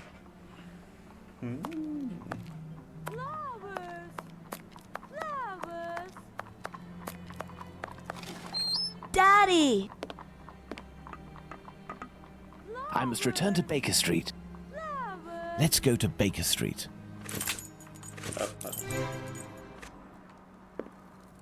Well, Watson, not looking so good. Whose fault is that, Holmes? If you hadn't shown me your masterpiece in clay... Some actions have much larger repercussions than would be assumed at first glance. Listen, Watson, in a few minutes I will leave Baker Street in order to meet Jack the Ripper and put an end to his crimes. Beforehand, I want to go over all our discoveries to assure myself that everything is clear. Jack the Ripper? You know the identity of Jack the Ripper? Without a shadow of a doubt, Watson, and I assure you that we are in possession of all the elements required to determine who Jack the Ripper is. Would you like to do this work with me?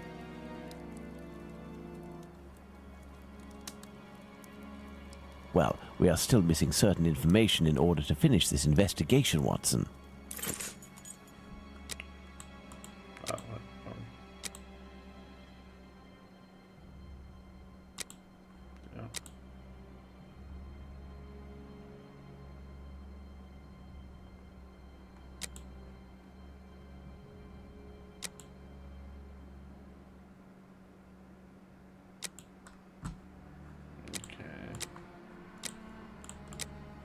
Together.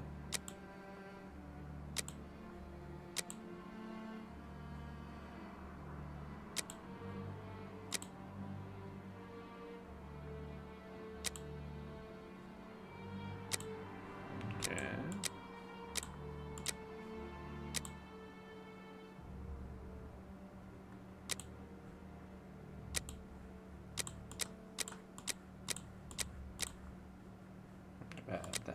Okay.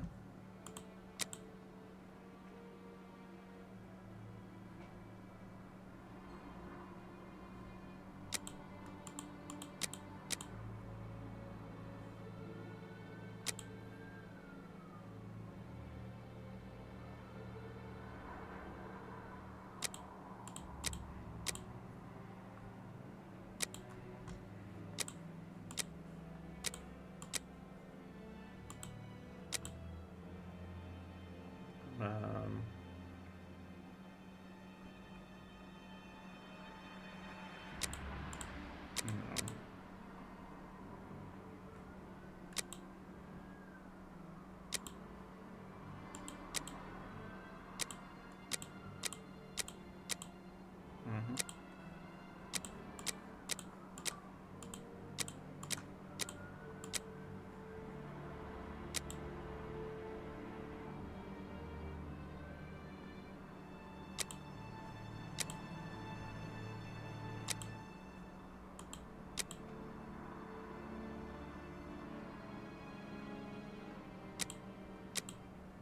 Perfect, Watson. Let's determine who Jack the Ripper is, Watson. Okay. Where was that board? Oh, it's there.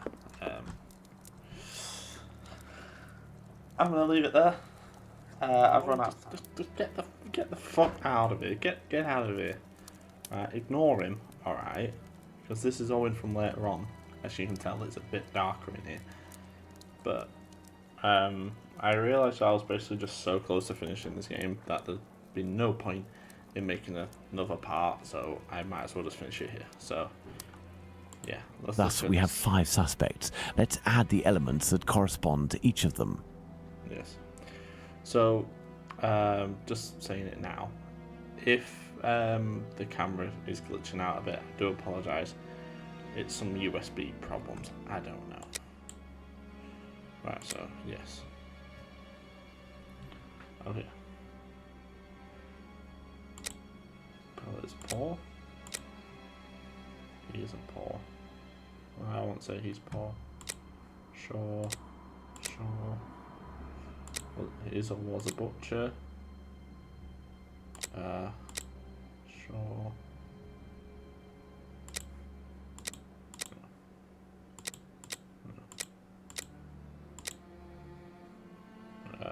This is great physical force. So him.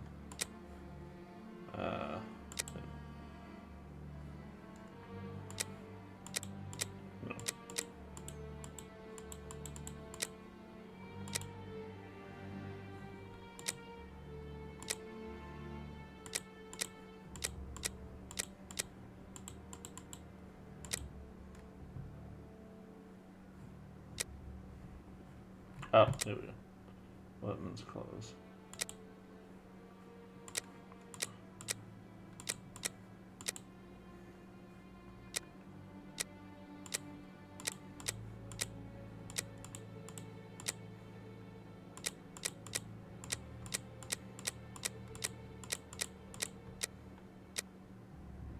Oh. 5 feet 5'3".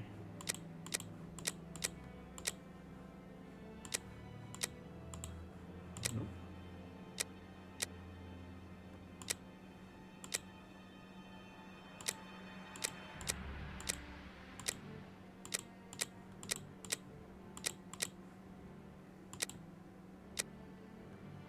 Light coloured hair and moustache, yeah.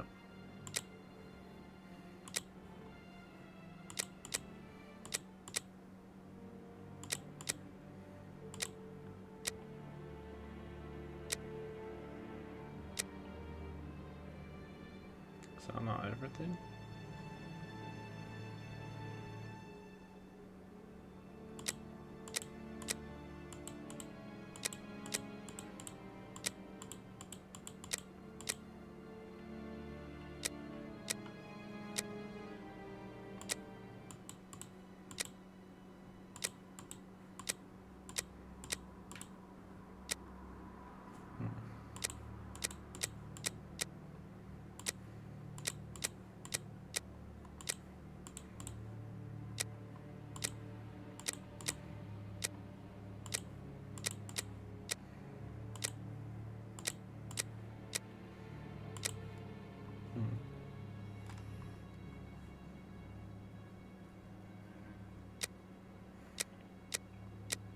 Okay. Right.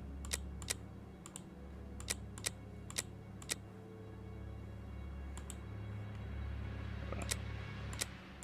Oh. Right, he's already got it.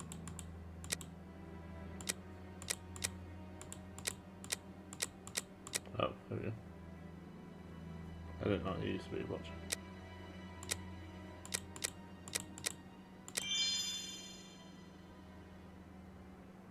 To sell the Jewish community, does he? Maybe for his brother, yeah. What's that say?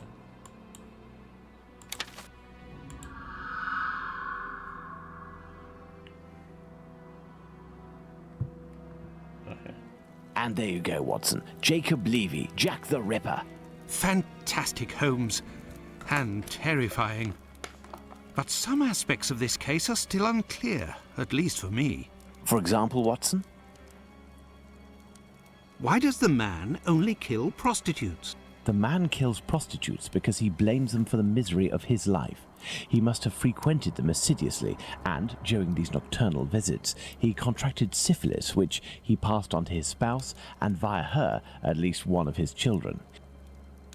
He is an angry man in despair following a mistake that cannot be fixed. Why does he only kill such miserable prostitutes? He never had the means to afford prostitutes of higher standing than Nichols, Chapman and the others. At one point in his life he was forced to steal to make ends meet. This indiscretion cost him dearly. He was imprisoned and exiled from his community. He had frequented low-class prostitutes, thus it was they who infected him and they who must pay. But why did he remove the organs? To take vengeance on his own community, which rejected him and had more success than he. He is a man who bore the burden of a sinister reputation, that of a thief and a madman, because of his internment. So he took his vengeance in the most cowardly and horrific manner imaginable. He rubbed his knife on the uterus of a sick prostitute before using it. He passed Edow's kidney off as a veal kidney. Why did he disfigure the faces of the last two victims? Revenge yet again, Watson. This is what you did to my child. You will suffer the same fate. And the piece of apron and the message at Goulston Street? The only reason to have placed the piece of apron incriminating the message and attracting attention towards himself is that the people that Levy holds responsible for his arrest live in this building.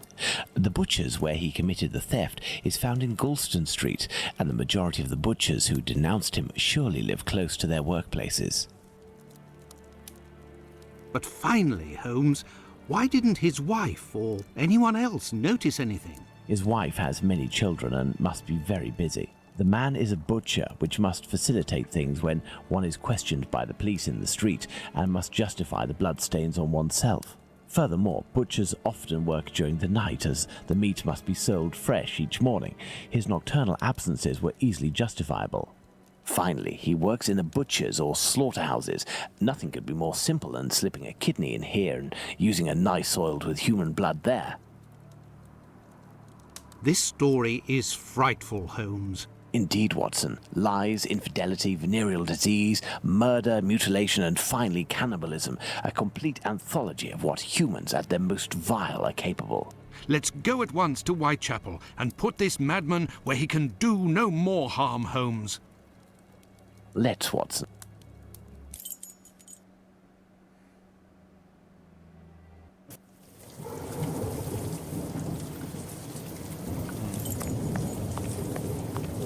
Oh, this is the map.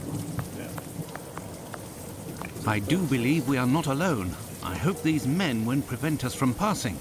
Me? No. But you, yes, Watson. Your journey ends here tonight. Pardon? You're sometimes a little hot-headed, and moreover, Mr. Solomonovich has a few things to tell you. I won't be long. You can come in, Mr. Holmes. He's waiting for you inside. Everything was organized according to your instructions. I don't know how to thank you. Later. Dr. Watson is awaiting an explanation from you.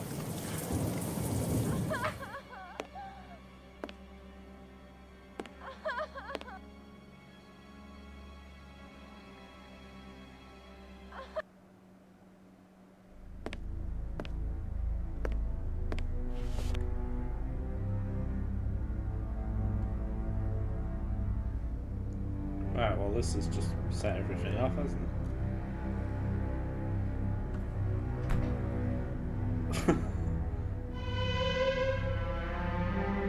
Anything?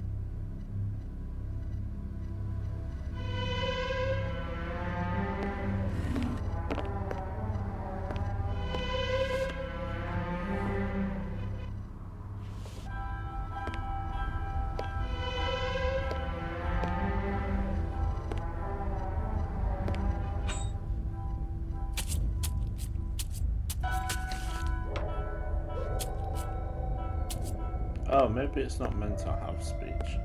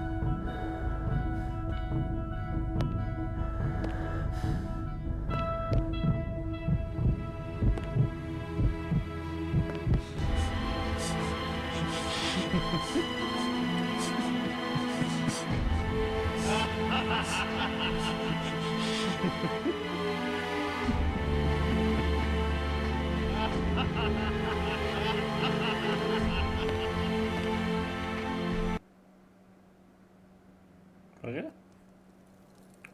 Is that it?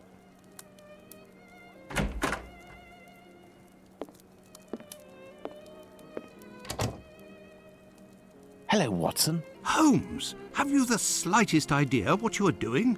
I think so, Watson. Leaving this bloodthirsty pervert at liberty and hiding his existence from the London police?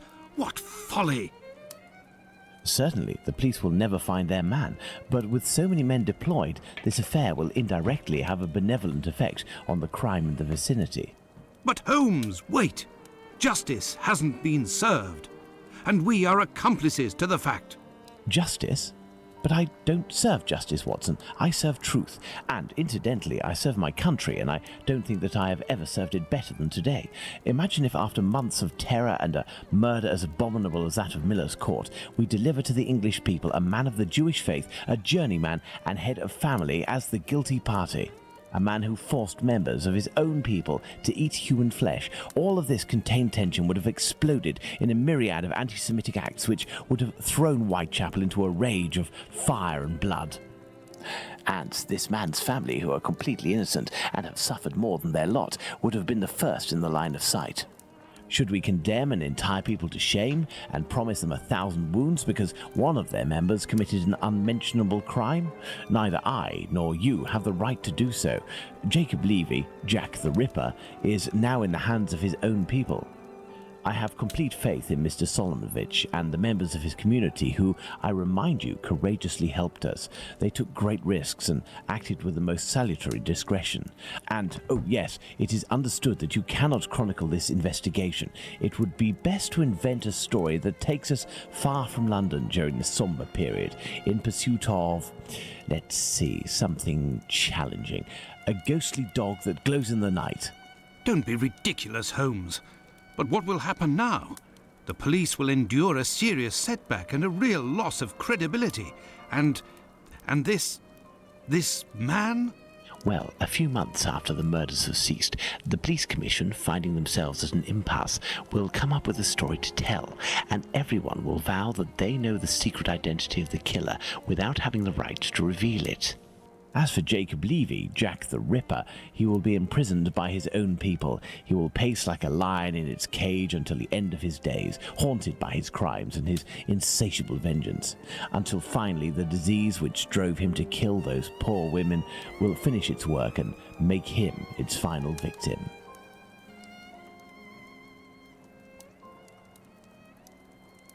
Mm-hmm.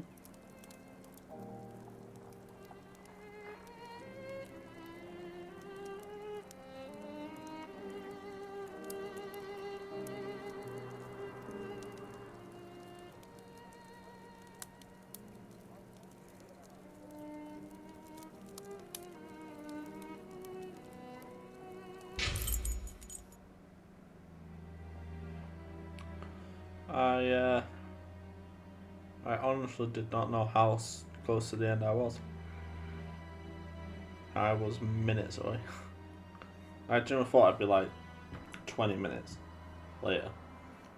But no, it's like 2 minutes later.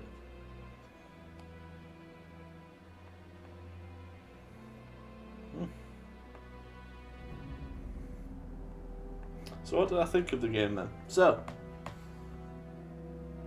I liked it. I liked the definitely I liked the atmosphere. There was definitely a sort of like atmosphere of I don't know what, I'm sure there's a word for it, but basically like where you constantly feel like you're being watched, like you're never alone, like there's always somebody in the shadows watching you, blah blah blah. That's what it feels like when you're playing this game. And yeah, it's like stuff that makes sense and that doesn't make sense. Yeah, it's just like creating a story that like makes sense and like matches with obviously real life events and stuff like that is good. Yeah, the attention to detail, for better or worse, was pretty good. Yeah, it was just great. Just a good story about a fascinating subject, really, isn't it? So, yeah, I'm a massive fan of it. I do like playing Sherlock Holmes games. I've played a few at this point. The big ones that are on console, what is it now? Those Crimes and Punishment, and those The Devil's Daughter as well, which I've played before. But if you want me to play them on YouTube, let me know, and I'll probably do it. It's been a while since I've played them, so I'll probably play the game. I'm currently in the middle of, just in my own time anyway, playing what's it called now? The Testament of Sherlock Holmes.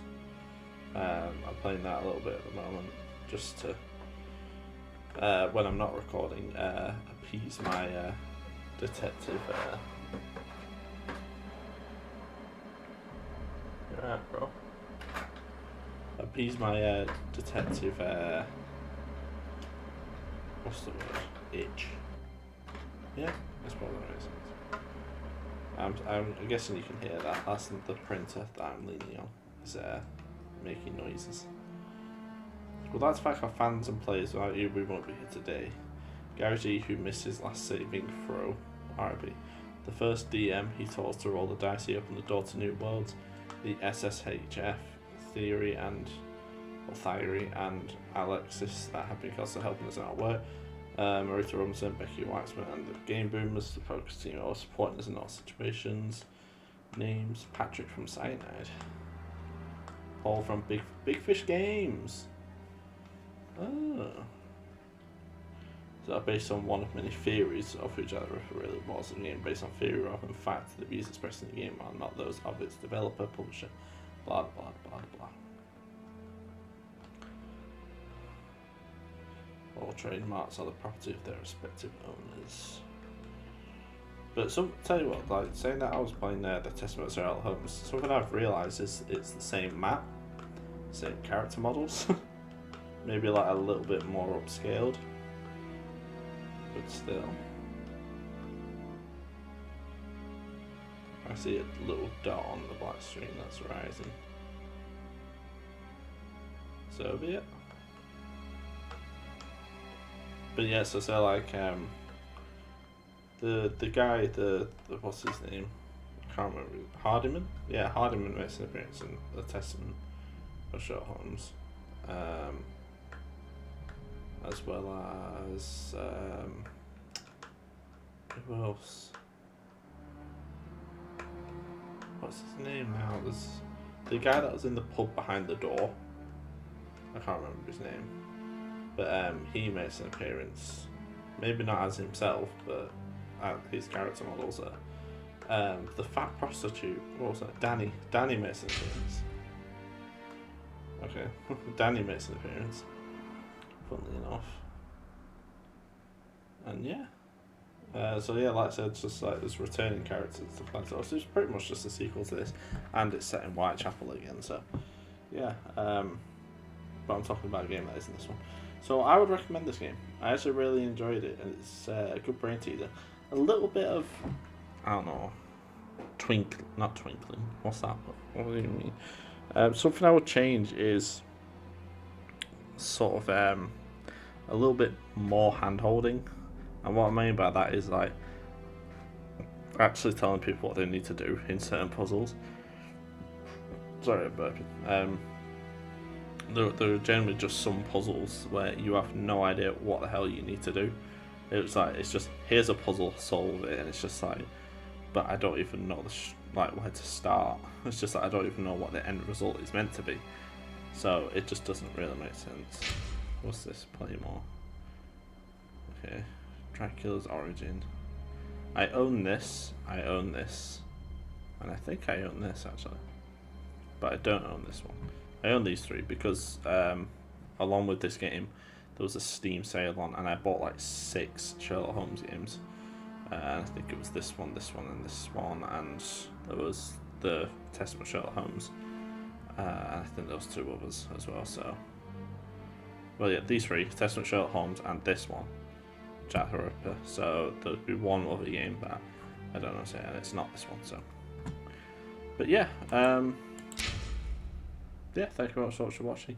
I should have just like finished it like earlier on, but I didn't know when the end of the game was, so I suppose yeah,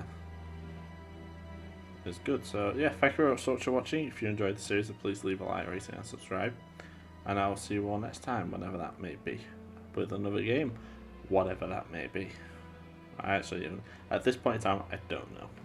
So yeah, I'll see you all next time, whenever that may be, and yeah, goodbye.